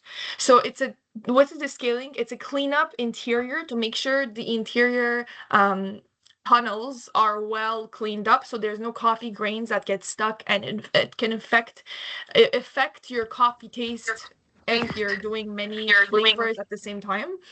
So every 6 months, it should be done. It's around, I'd say $10 or $12 for 2 packets of descaling. It's like a pink liquid. You have to mix with water. And it's just, there's a way to click on the button to activate the descaling method. It's super easy to do, but it can take around 20 minutes. So, keep enough time at the last shift to do the descaling at the end as well. Okay. And then for this scaling, would this be every day at the end of the shift, or would this be every month we switch over? Exactly. The last shift completely you're working at that one location, it will be done, but you don't have to, of course, do it every single night. No. Sounds good. Perfect. Now, to go over the services included when the client is buying a machine. So, first of all, these are the 4 ways to get access to Nespresso capsules later on. So please write these down so you could, get an idea. First of all, there's an Espresso boutique. So the client can go in person, ask their questions in person, try capsules in person, as well as, of course, do their purchases in person. That's the best way specifically for someone who doesn't have any experience with Nespresso. So if ever, it's their first time, you always want to suggest them to go to an espresso boutique in person. And I always recommend to look up the boutique that's closest to working to your store. So if ever the client asks, you could tell them immediately it's like 10 minutes from here, it's going to be at that one location. So they know. Okay. But in a case where there's no boutique close to their house or they don't want to go in person, they can order their capsules in 3 different ways. Either there's the Nespresso application, so the application on their phone, or they can go through nespresso.ca, the site, and order their capsules on the site. And if that doesn't work as well, they can call customer service at Nespresso and ask all their questions, plus order their capsules on the phone. Now, delivery is standard, but it comes super, super quick. So if you order before 4 o'clock in the afternoon, your capsules are delivered the next day, 24 hours. And if you order after 4 o'clock, your capsules are delivered in 48 hours, which is amazing. So it's super quick. Now, something to keep in mind, capsules are only free delivery when it's minimum of $75. Okay, so you have to always remind them $75 to get a free delivery. But something else, you have a minimum of 50 capsules you have to put to be able to do an online delivery. And something else, if ever someone is impatient like me, you could track down your order to see where it is exactly. So you could, look it up on the Nespresso site or the app to see if it's closer to your house or not. But it should come in usually 24 hours or 48 hours. Now, if ever, let's say the client is very far away from an espresso boutique, I'd say maybe 4 or 5 business days, but it's not even 4 or 5 business days. Okay. Any questions? Sounds good. If a customer asks which provider it comes from, do we know which provider is like Canada Post, UPS? It's actually Nespresso's delivery services. Okay, thank you. Yeah. So in any case where the Canada Post gives any problems, don't worry about that. Nespresso still covers. Okay. All right. So any case where there's any problems with the machine, they can always do a return. Now, since they're buying at a Costco, returns with Costco's, they're amazing. So you actually have technically a year to do return or exchange, obviously if you keep the receipt. So they're amazing. But in any case where there's any problem, usually we always recommend them to call customer service at Nespresso, ask all their questions, plus, like repair the machine if there's any problems. But Costco also has that return policy as well, the warranty. So we're very lucky. And if any case where the client bought a capsule from Nespresso and they want to return that capsule, they have 14 days to do so at Nespresso. Any case where there's any problems, machine broke, the capsule container broke, something happened and they want it replaced, they call customer service. Throughout the first year, every service will be free, and after that 1 year warranty, it will not be free, but it will still be given to the clients depending on what they need. Okay, any questions about the services? Not currently at the moment. Okay. Now, as I said, recycling bags are different. So green bags, we in Quebec use green bags. And when the bag is filled, you just have to throw it in a recycling bin. That's it. For red bags, you have to leave it in a Canada Post box. And black bags, either you bring it to a boutique or you leave it in front of your home porch and delivery person picks it up for you. But again, for yourself, I'd big time recommend you to go on that link I'll be sending you and look up the recycling system in your area. Now, are you following? I'm going to show you the following couple slides are mandatory and they're super, super important to very well understand because there shouldn't be any exceptions to those. Okay. So, Costco protocols, health and safety. Maintaining a clean, safe, and professional environment is essential to upholding our company standards. As part of your role, you are expected to adhere to the following guidelines. It is super, super mandatory. Okay. First of all, hygiene and safety rules. So if you have a beard, you have to wear a beard net that must be worn at all times. But for people who have hair, they should wear full hair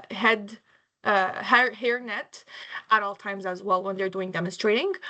Gloves and aprons must be removed before going to the washroom or on a break.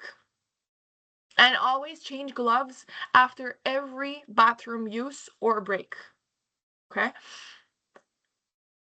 So when you arrive, as I said before, you should have your food handler certification with you at all times. I promise you, you will have Costco members looking at you and sometimes even approaching you as mystery shoppers to see if you have everything needed. So the protocols I'm following here, it should be very well respected, especially the PPE as well as the food handler certification and the allergy sign. Okay, Costco is very strict with protocols. So again, we are the only ones that are a brand that offer tastings in their stores as a visitor. So we also have to follow their brand etiquette. So what I recommend you have the food handler certification in two options. First could be online. So like it could be a picture on your phone or an email or something else. And another could be a printed version. So like a printed paper format with you at all times. So at least if one of them doesn't work or you lost, at least you have one of the other to show. Okay. Amazing. And also for my food handler, I believe for all of them, but there's also a QR code you can scan. If you scan it, it says complete. Okay. Perfect. So you can have that QR code as well in a paper format in any case where something happens. All right, great. So as I said, you must always carry it while you're working in a Costco store and be prepared to present it upon request by Costco or CDS, which is the sampling cost company at Costco employees. And you must also have the allergy sign placed on your kiosk at all times. Please ask a CDS employee if they can provide us with an allergy sign. CDS is an agency doing samplings in the Costco stores. Technically, you can also have an allergy sign already available in your kiosk or the Nespresso stock, like the palette we have. But if you can't, sorry, if you can't find it or if you lost it or something, you lost it, you can ask CDS to provide you one. Okay. And as a reminder, Nespresso coffee is free of any allergens. So someone who's allergic to hazelnut or specific coffee allergens, they could still drink coffee at Nespresso because it's with no allergens. Okay. Now the PPE. So gloves. Gloves must be worn at all times when handling food, beverages, and equipment. It must be changed frequently and be removed while using washroom or retrieving inventory. Hair nets and beard nets must be worn at all times while working at an espresso booth to prevent contamination. And aprons are mandatory while working at an espresso booth to maintain proper hygiene standards. A name tag will also be given to you in person. So if ever, you can't find it, the first day you will have it given to you from your field manager. And there's also the milk handling procedures. So the milks we provide you are stable shelf milk, but as soon as it opens, it must be discarded every 2 hours to maintain product freshness and safety. So first of all, when you're opening the milk carton, you have to write the time you're opening the time, like the time you opened. And then you switch every 2 hours that the time passed. So let's say you start your tastings at 9. At what time do you have to change the milk? 11 a.m. Exactly. Very good. Now, milk supplies must be calculated at every 4 liters per day, so 20 liters per week. This is aligned with the requirement to dispose of the milk of every 2 hours. So 8-hour shifts divided by 2-hour disposals equals to 4 liters a day. And when opening the milk container, write the time of opening using Sharpie to ensure proper tracking. It should be supplied in kit already. And an average daily serving is 60 capsules a day. An average milk serving is around 2 tablespoons per day. Okay. Sometimes people refuse milk. Sometimes people want more milk, so it can balance. Are you okay with the following protocols that I explained right now? Yes, I'm okay with the following protocols. Any questions? Not currently at the moment. Okay, perfect. Now, the kiosk itself. So, proper setup. First of all, water jugs must always be placed on an elevated surface in the kiosk, so not on the Costco shelving, and never directly on the floor to meet quality control standards. So do not ever place anything Nespresso related on Costco stock. Everything should be either in our kiosks or in our plazas. Nothing on the floor and nothing on stocks that are Nespressos, Costco's. And do not leave anything on the ground or other Costco product pallets. All materials must be put away in the boot at all times, and power cords must be securely in line with the skid or tucked away safely to prevent tripping hazards, and no cords should be exposed where members walk. Yes, Brandon. Yeah, because we're using power stuff, we'll have a power outlet. Yes, so near every row where the kiosk is, you will have a power outlet where you could use the extension cord to plug the machines to there. Sounds good. Thank you so much. So that extension cord can't be all over the space. Like if you're placing the kiosk on the right side, the extension cords should be plugged on the right side of the kiosk. You know what I Yes. mean? Yes, for sure. All right. 100%. All right, great. Yeah, Now you for can see for here safety as as a well to make sure no one trips over the power cord. exactly. You get it. And then you can see here on the screen, this is like a kiosk where we have right now. So it is very functional, super easy to construct as well. Like if you have any questions on the first day, I'd say maybe ask your manager how to construct if they have any questions. But on the second wave, you should have this kiosk, which will be a lot bigger, a lot easier to construct, and you'll have more space to put more stuff inside. Okay. This is just to give you an idea on how the wave will be. And garbage must be regularly monitored and disposed of. So please check with Costco manager if they can bring us a garbage bin nearby. And demonstration area must be kept clean and tidy at all times. Wipe down services, organize supplies, and present a professional appearance. Now, the garbage that we give you, like this one here, technically should not be here on the floor. It should be behind the kiosk on the right side where it's only used for yourself. You could use that for like your sugar packets, um, the coffee stirs, all the little like packets we have, you could use that trash. But you could ask the Costco employee to bring you a bigger garbage for, let's say, clients bringing back cups once they're done with coffee. Okay. And if you must leave the kiosk for reasons such as filling water, getting more supplies, going on a break, going on a bathroom break, etc., please place this "will be right back" sign on the center of your counter where it clearly is visible to members. Put away, and I'm very serious about this, put away milk, sugar, stir sticks, as well as capsules, and even unplug the machines you're doing tastings with, because clients will think that kiosk is there for their own use. And they will start to come if they see machines are fully where to use, capsules are all over the space, sugars are there. They will think it's there for their own tastings. So very important to put everything back on at its place, and even remove your apron, put it in the kiosk, and then you could leave. And let your manager know if you don't have this sign on your first day, so they could bring you on the following weeks. And before leaving, clean your machine and boot, empty water tanks, empty the capsule from the machine into the Nespresso recycling bags. Make sure to leave the area cleaner than when you arrived. Mention to the manager, sign your reports when you are back, so that they have an access to our skid and boot, and please put them away according to what they have been recommended. Again, like I said, on the first day, have a manager with the store manager. What am I saying? Have a conversation with the store manager, and they will tell you where they could bring your kiosk, where the pallet is, where is the back big trash. You could throw out your trash at the end of the day, as well as, any other questions you have. We're okay till now? Yep, everything's going smoothly. All right, perfect. Now, a bit of the next steps we have.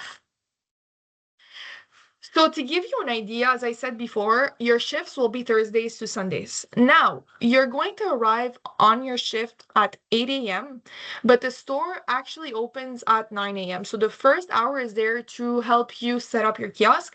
And when the 9 a.m. starts, you're going to start these things. Usually, you should also keep, like, let's say you finish your shift at 4:30. You should use like last 30 minutes of that closure to make sure you finish at 4:30 and you don't actually start doing the closing procedure at 4:30, right? So at 4:30 the kiosk should be fully at its place, the reports should be done, the signature should be done, and you're ready to leave the store. Okay. Sounds good. Yeah, one quick question. I know how to clock in, but for clocking off, how do I clock out? Do I just write down my clock out time, or how would clock out work? Exactly. So it's going to be on the app once again. You should just check out, and I'll show you how to do the check-in and check it out at the same time as well later in the shift. And your manager will be always there for you, like if ever you have any questions. On the first day, they will review with you how to do RevSli and NDT as well. Okay. So the importance of Coscto to Match Nespresso. So Match Retail is the only agency that are allowed to do demos outside of Costco in-house agency. So it's important for us to give the best of ourselves. And Costco customers are club members. So they are expecting a certain level of servicing in their store, right? So once they're going in, they are aware there will be tastings involved. But they will be going in, but us, we're there to, yes, offer them coffee, yes, use that as, again, a sale, like for us to keep the clients longer with us, but it should be used mostly for a closure than just free coffees in the store. Yeah. Yes. Basically, we are trying to grab their attention. Exactly. Okay. Very good. Now, the process itself, so as I said, you will have the check-in and check-out to do on NET. You should not wander in stores, so we're not there as clients, we're there as visitors / representatives. So we should be there, doing our shift, doing what we need to do, and leave the Costco when we're done. For BC and Atlantic only, before opening the store at 9 a.m., you will have a vest you'll have to wear till the opening, just because they'll have to see that you're there. You're going to be able to be seen better. Also, in the first hour of the shift at Costco, like at 8 to 9, there will be trucks, there will be people moving around stuff, pallets going everywhere. So it is very important you pay attention. You don't walk in the Costco without paying attention, and you always walk on the sides of the store at all times, the first hour of the shift. Okay. The reason why trucks are going to be everywhere, and I've had an experience they are going to scream at you if you're walking in the middle. I didn't know that when I first went in, and they started screaming at me saying you have to walk from the sides of the store. So I'm like, okay, thank you for letting me know. So yeah, always walk from the sides. And I guess for my first day, do I just go straight to the office, or do I go to the back of the Costco still on the very first day, or where would the meeting spot be? So you're going to have to park in the back end of the Costco. You will have other cars parked usually around their area because Costco employees are going to go in from the back as well. The main door of the store is not open till 9. So you're going to go in from the back door and you're going to sign off at the vendor's desk, as well as you're going to go in store and like do the check-in, rapidly check-in and start your shift. Sounds good. Thank you so much. Sounds good.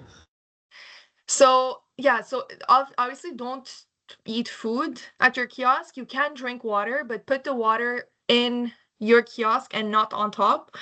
And you can use coffee, but what kind of coffee can you drink?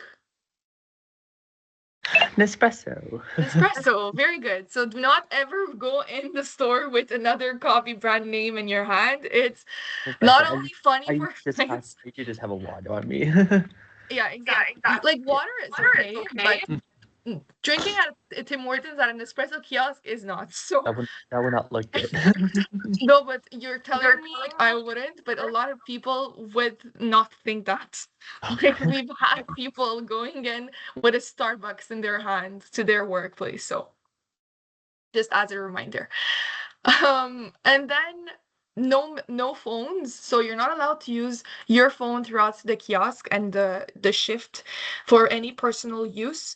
You are allowed obviously to use the phone for work purposes, such as any questions you have for your manager or any little researches you have to do to explain the client better, or sending your picture to the WhatsApp group, or of course doing your Repsly check-in and check-out and NDT. But aside that, you're not allowed to use your phone for any other purposes. Okay. And park your car, as I said, from the back. So always make sure you just, if you want the first day, or if you're not too sure if you're gonna go in from the where, you're gonna have an employee outside. So there's always some time with a truck going in from the back door. So just ask them, hey, like, where's the employee door? And you're gonna go in from there. You should probably have a ring on the door. So there you're gonna when you ring the door, they're gonna open the door for you. Okay. Now, if you have longer hair, you should have it hair tied up. Disinfectant wipes. So clean machines and station between every tasting preparation. Hairnet and beer net must be worn at all times, and this disposable gloves also are mandatory. So as a dress code, you should wear black outfit top to bottom, and it should be very professional. So the top should be only black blouses, button up, button down, collared polo shirts, or 3/4 sleeves. You're not allowed to wear any t-shirts, hoodies, any branding of any kinds, or sleeveless low-cut tops, muscle shirts, etc. So it should be professional cardigans, professional attire. And bottoms as well, same thing. So black dress pants, black slacks, black chinos, capris if it's the summer, knee-length skirts. But unacceptable bottoms could be sweatpants, leggings, ripped jeans, jeans overall, jeans, any jeans overall, and mini skirts. Okay. Yes, I 100% understand. I'll just wear like I was during the meeting, like, I was wearing like my suit and stuff, so I'll wear like a nice suit and my restaurant fit. Perfect. That's great. And then obviously you will have the apron to wear on top. And for hair, your hair should be tidy and tied up. All facial hair trimmed and neatly kept. Appearance, minimal jewelry if necessary. Clean nail, short and tasteful length. Ensure your apron and name tag is always worn. Please remove apron when going to the bathroom or on a break. Remember to wear your hairnet and gloves when demonstrating, and have your apron and clothes clean and pressed prior to every visit. I am repeating myself a lot, I feel, but it is mandatory. Okay. So in a case where this is like a prevention, in a case where your apron is lost or your name tag is lost, it is at a price.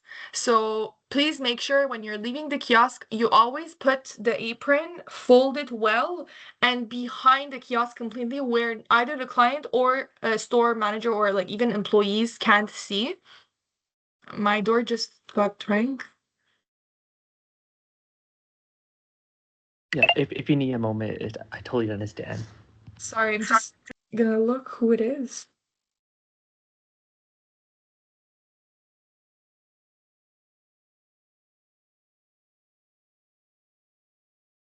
Okay, never mind. No, no worries. Okay.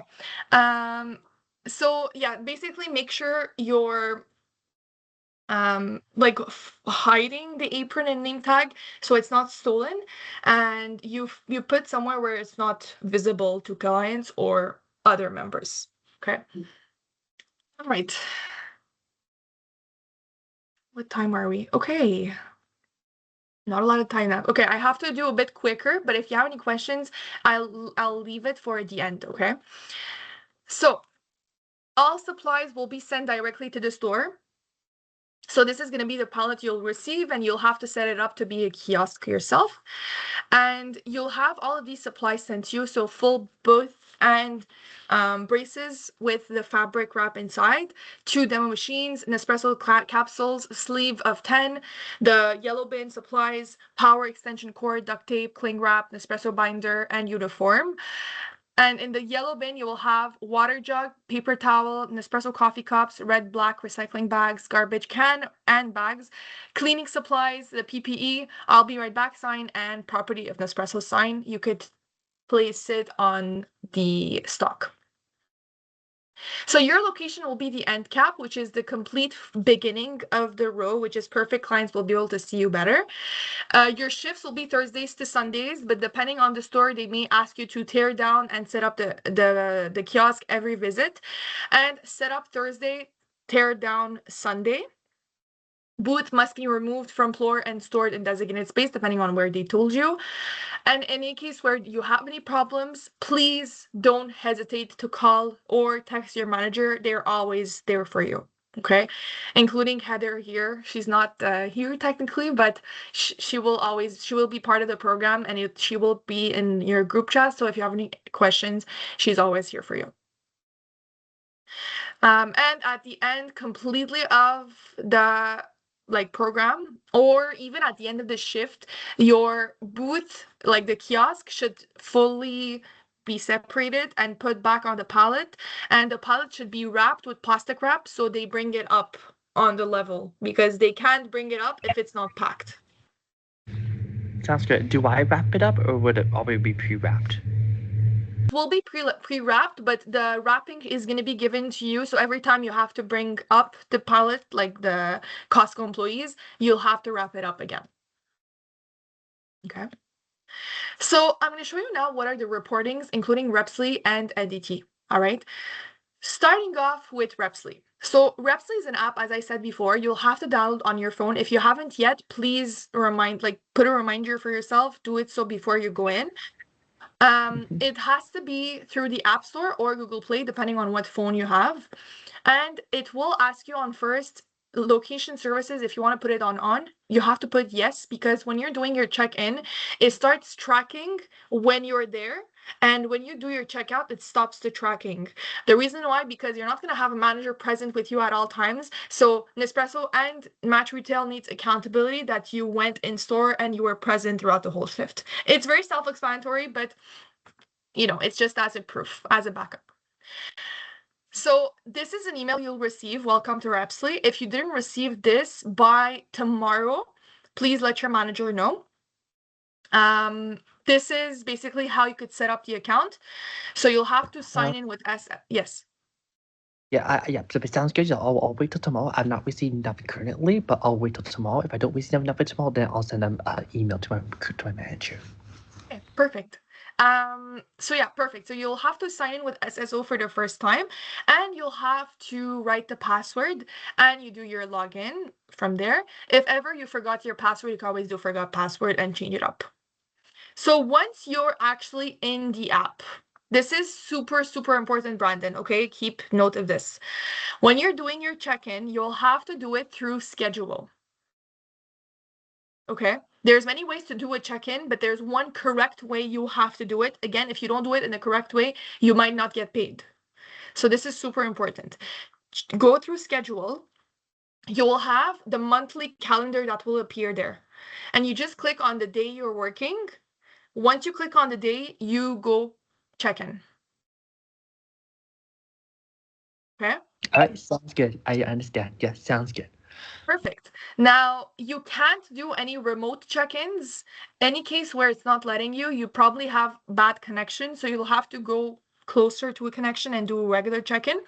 Any case where it did not let you do a regular check-in, please let your manager know. Okay? Now, that's about it for check-in. Now you're ready to start your shift.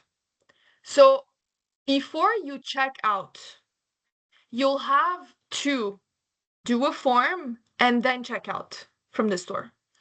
Where is the form? You see here, there's going to be a little arrow. I just circled.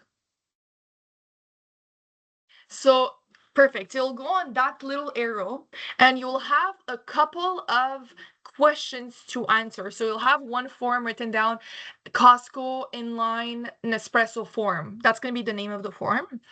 So you just have to answer the following questions one by one, such as how many capsules you have from this capsule, how many sugars you have. Take a picture of your kiosk when it's in the last location you left it, just as a proof where any case where something happened after you left, you have a proof that it was there when you left the store, right? So it's like a backup picture, so we're aware of what's happening behind.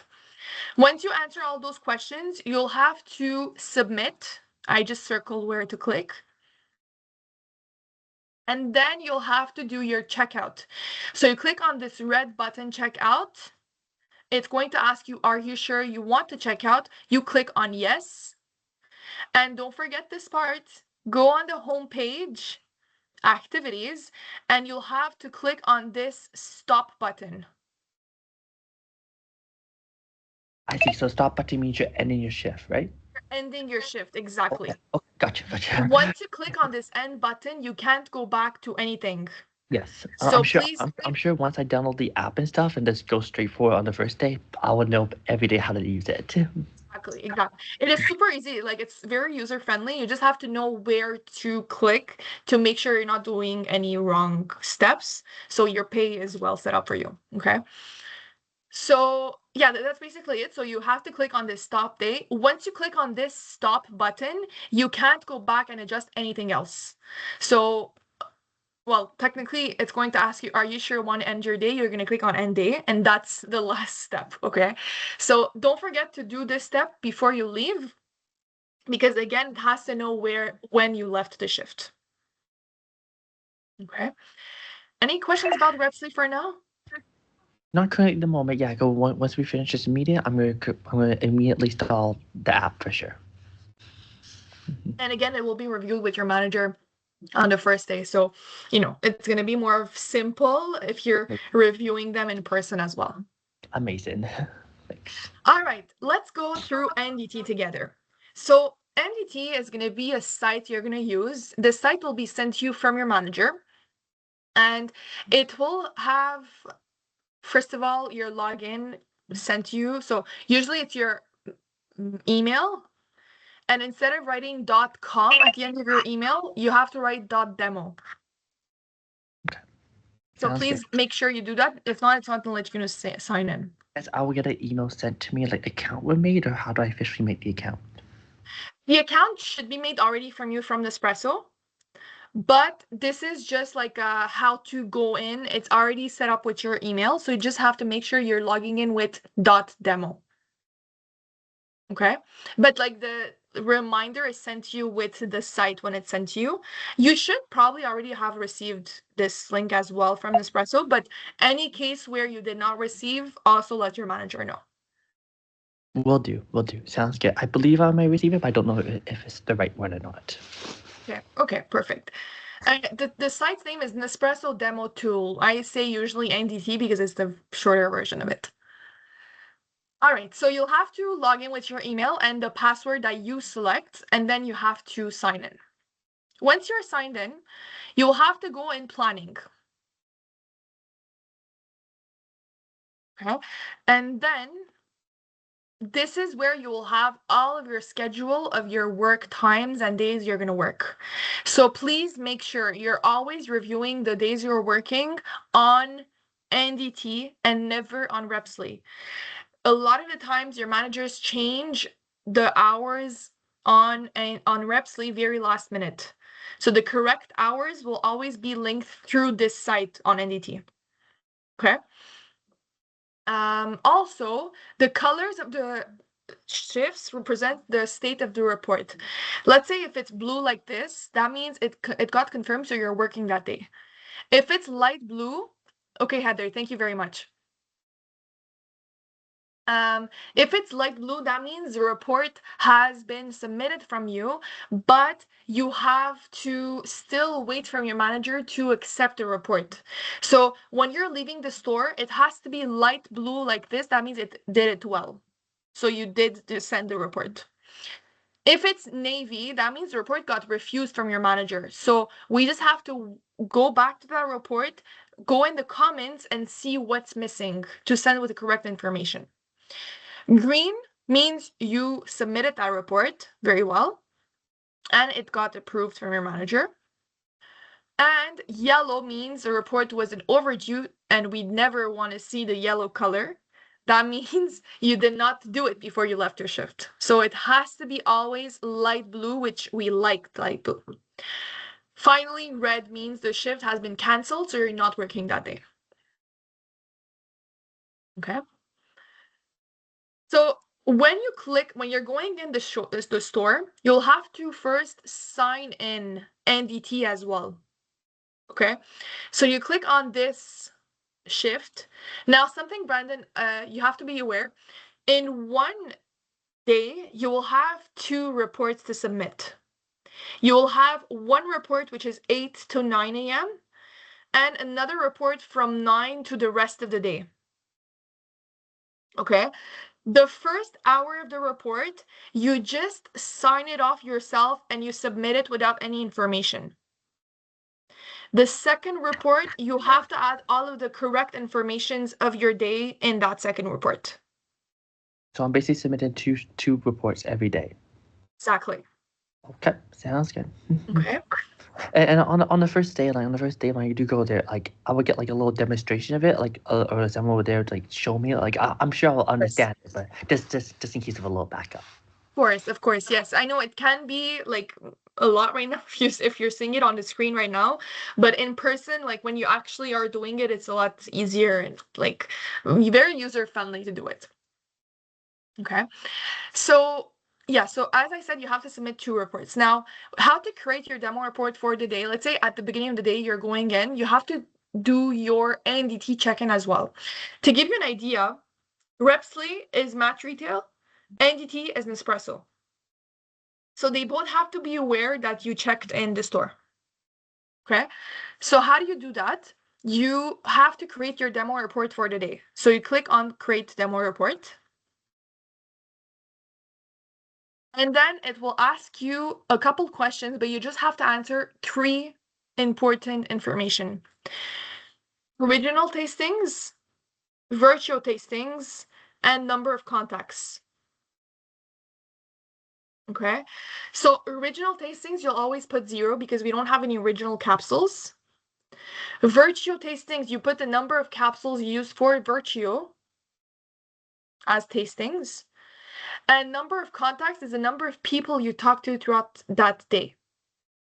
But if it's the 8 to 9 a.m. report, you just put 000 for those 3. The rest of the shift, like the second report, you'll have to add the correct information. So I guess I gotta keep track of every time I talk to a customer. I always gotta write a note down on my phone, and then every time I gotta write down a little note just on me, just to make sure every time I talk to a customer. If I talk to like 1,000 customers, I gotta like know the exact number every day. Technically, actually, first of all, not on your phone. If you're going to take notes of anything like capsules or number of contacts, I do it with a paper and a pen. But I'd say So only do it like, yeah, yeah. yeah.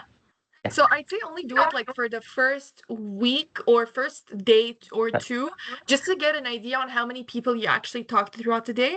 But sounds later on, you could always reference yourself with that approximate number. sounds good. Okay. And then you save. Once you save, your report is created. So that means you officially checked in. Okay. Now you're going to go edit. No, so you go back, like let's say at the end of the shift completely, you're ready to check out. So you're going to submit the report officially. You go on this number under demo report. Are you following? I'm on slide 114. Yes, yes, I am. I was just looking at the little demo area. All Yeah, right. All yeah, right, perfect. So you'll have to go under demo report, this number. And you will have, so you see here it's circled, but right on the left side of the enter sale, there's the edit button. yes, yes. It's a little blurry on my end, I but know. that's why I'm zooming in. But yes, I can see it. Yeah, yeah. All right, so you'll have to click on the edit button and edit the information necessary. All right. So you have to go back on click edit and adjust the correct information. So that means you'll have to say you'll have to edit the virtual capsules, how many virtual capsules you used, because at first you just put 0, right? But you actually have to edit now how many capsules you used. And number of contacts, at first you put 0, now you put the actual number.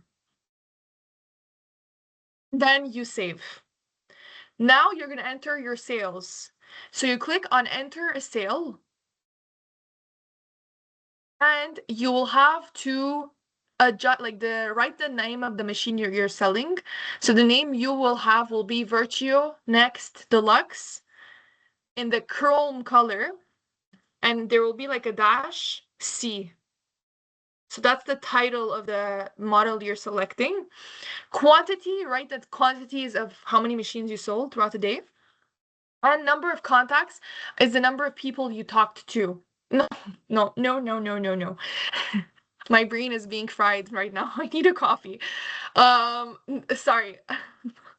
You need you need an espresso coffee. I think I need a coffee. Yeah, you're right. So so you write the quantities of how many machines you sold throughout the day, and the third answer is the total of the machine you sold. So like the pricing, if in this case it will be 169.99. Okay. And then you'll have to save. And then this is the most important step. You'll have to talk to a store manager to give you the sales report of how many sales you did throughout the day. So you'll have to go and ask the store manager, hey, can I please have a documentation of how many sales I did for the Virtual Next Deluxe machine today? And they will either print out the report for you, or they will give you like an online like computer picture. You could just take it with your phone as a picture and add the camera roll here as a file as a picture. Okay, that picture is very important. It should include three things. It should include the item being sold, so the title. It should include the number of the machine and the date of the report. So if you sold 5 machines, it should be written down Unity 5, and the date of the report should be also in the picture. Okay. Finally, you'll have to send off the report. So how do you do that? You'll have this little survey to complete here with a blue button to start the survey. So you click on this button and you'll have to answer the first question. My recommendation is that the time you're asking for the picture for the sales proofs, you could also ask them to sign the report here. So you ask them, hey, what's your first name? What's your last name? I'm just gonna have to sign my entity report. And once they write their full name, you'll do continue, continue, continue, save. So no need to answer the rest of the questions. once you finish that report, you go up back on the original report, and in the rectangle you will have a little space you could sign. The manager will sign with their finger and their signature, and you will have to do submit report right over here. Once you click on the submit button, you can't go back and adjust anything else. So what you have to do, any case where you have to adjust something, you'll have to ask your manager to refuse your report to be able to go back to it. Okay?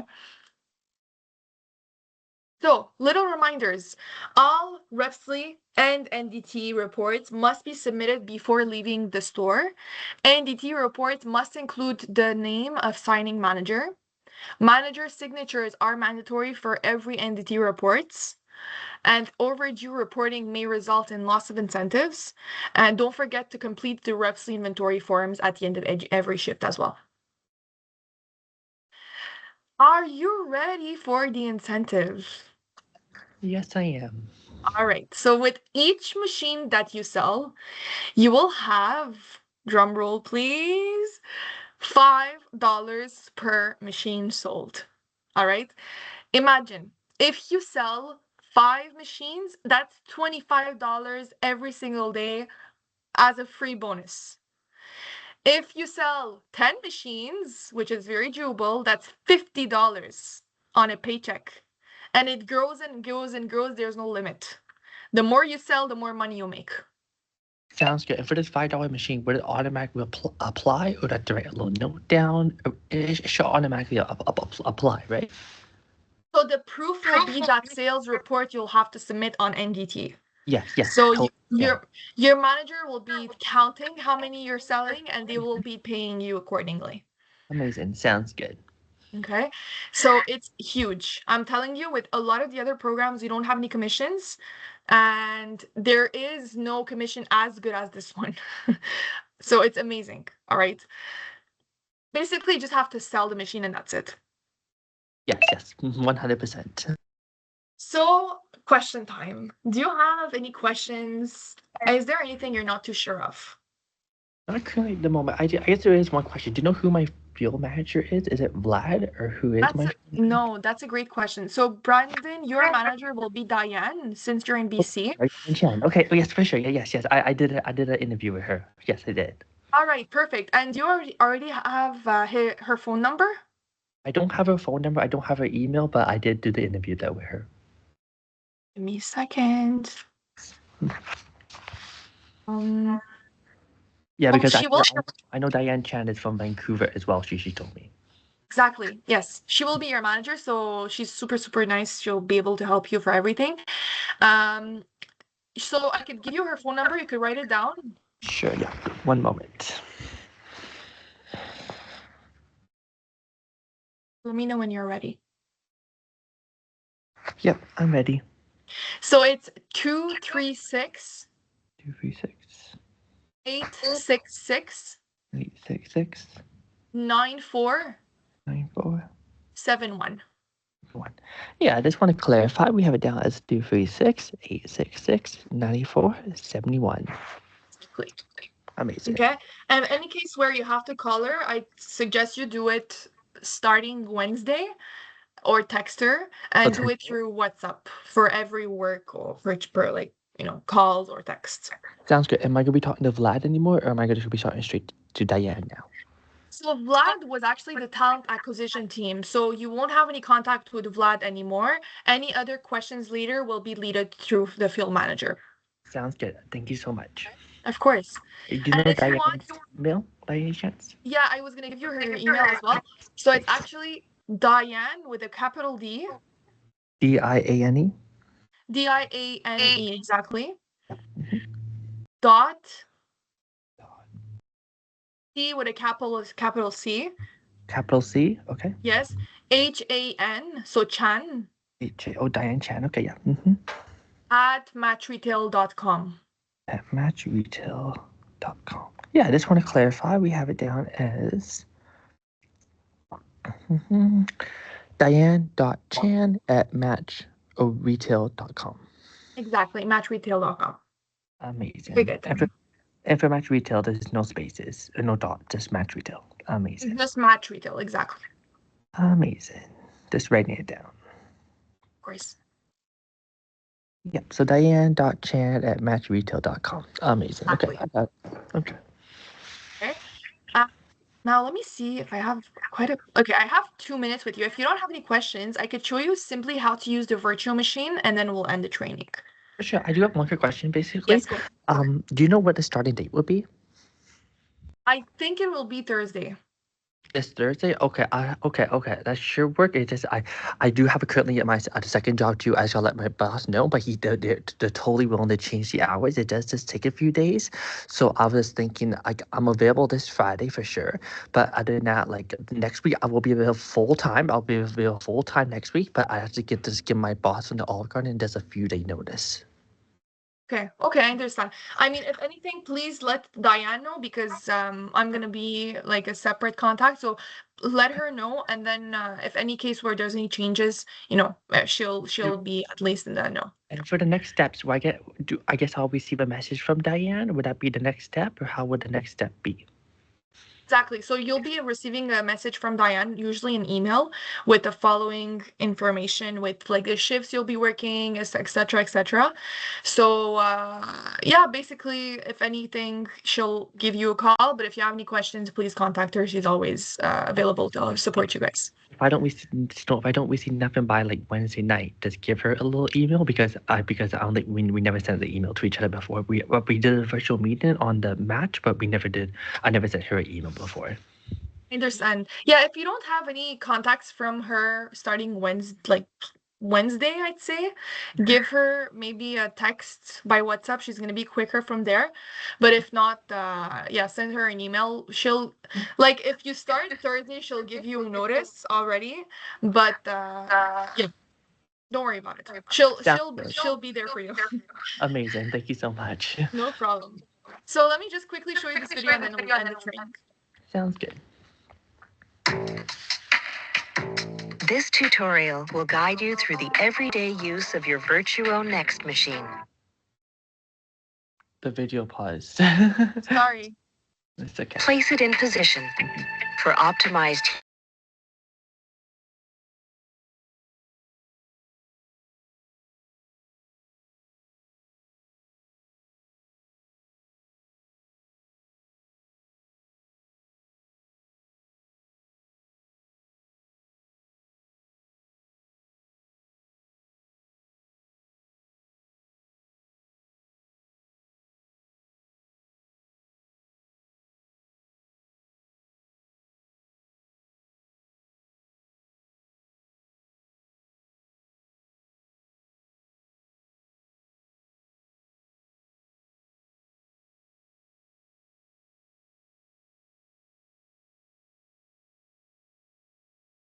Why is this happening?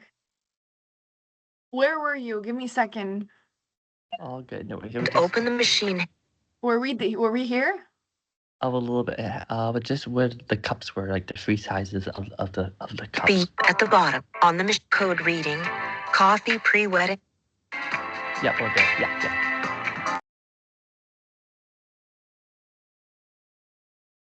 Yeah.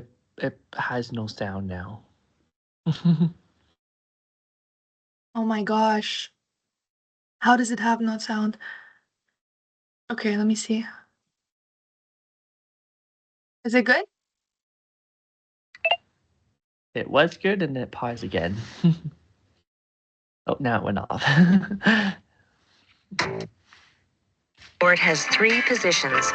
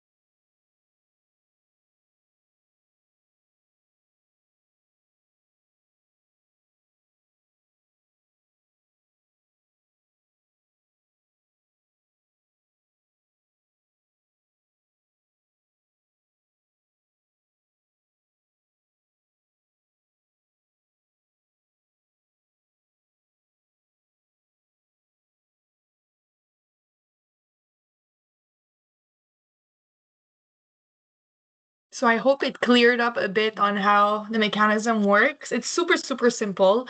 You just have to press a button. Everything is done already for you. So any Yes. questions, Brandon, before we finish? Not currently at the moment. I'm very excited. I'm very excited to join the team and start. All right, perfect. I'm glad to hear that. So thank you very much for attending the Costco training, and your training hours will be uploaded well from us on your page, so no need to worry about that. Any other questions? I will be sending you an email myself after your training with this full document. So if any you have any questions, please reply on that email. I'm always here for you as well. All Amazing. right. Thank you so much. And I'll just wait to hear back from Diane Chen. Exactly. All right. Thank you very much, Brandon, and see you soon. Have a great day. That was a pleasure speaking with you. Have an amazing rest of your day. Thank you. You too, Brandon. Goodbye. Thank you. Thank you. Bye. Thanks.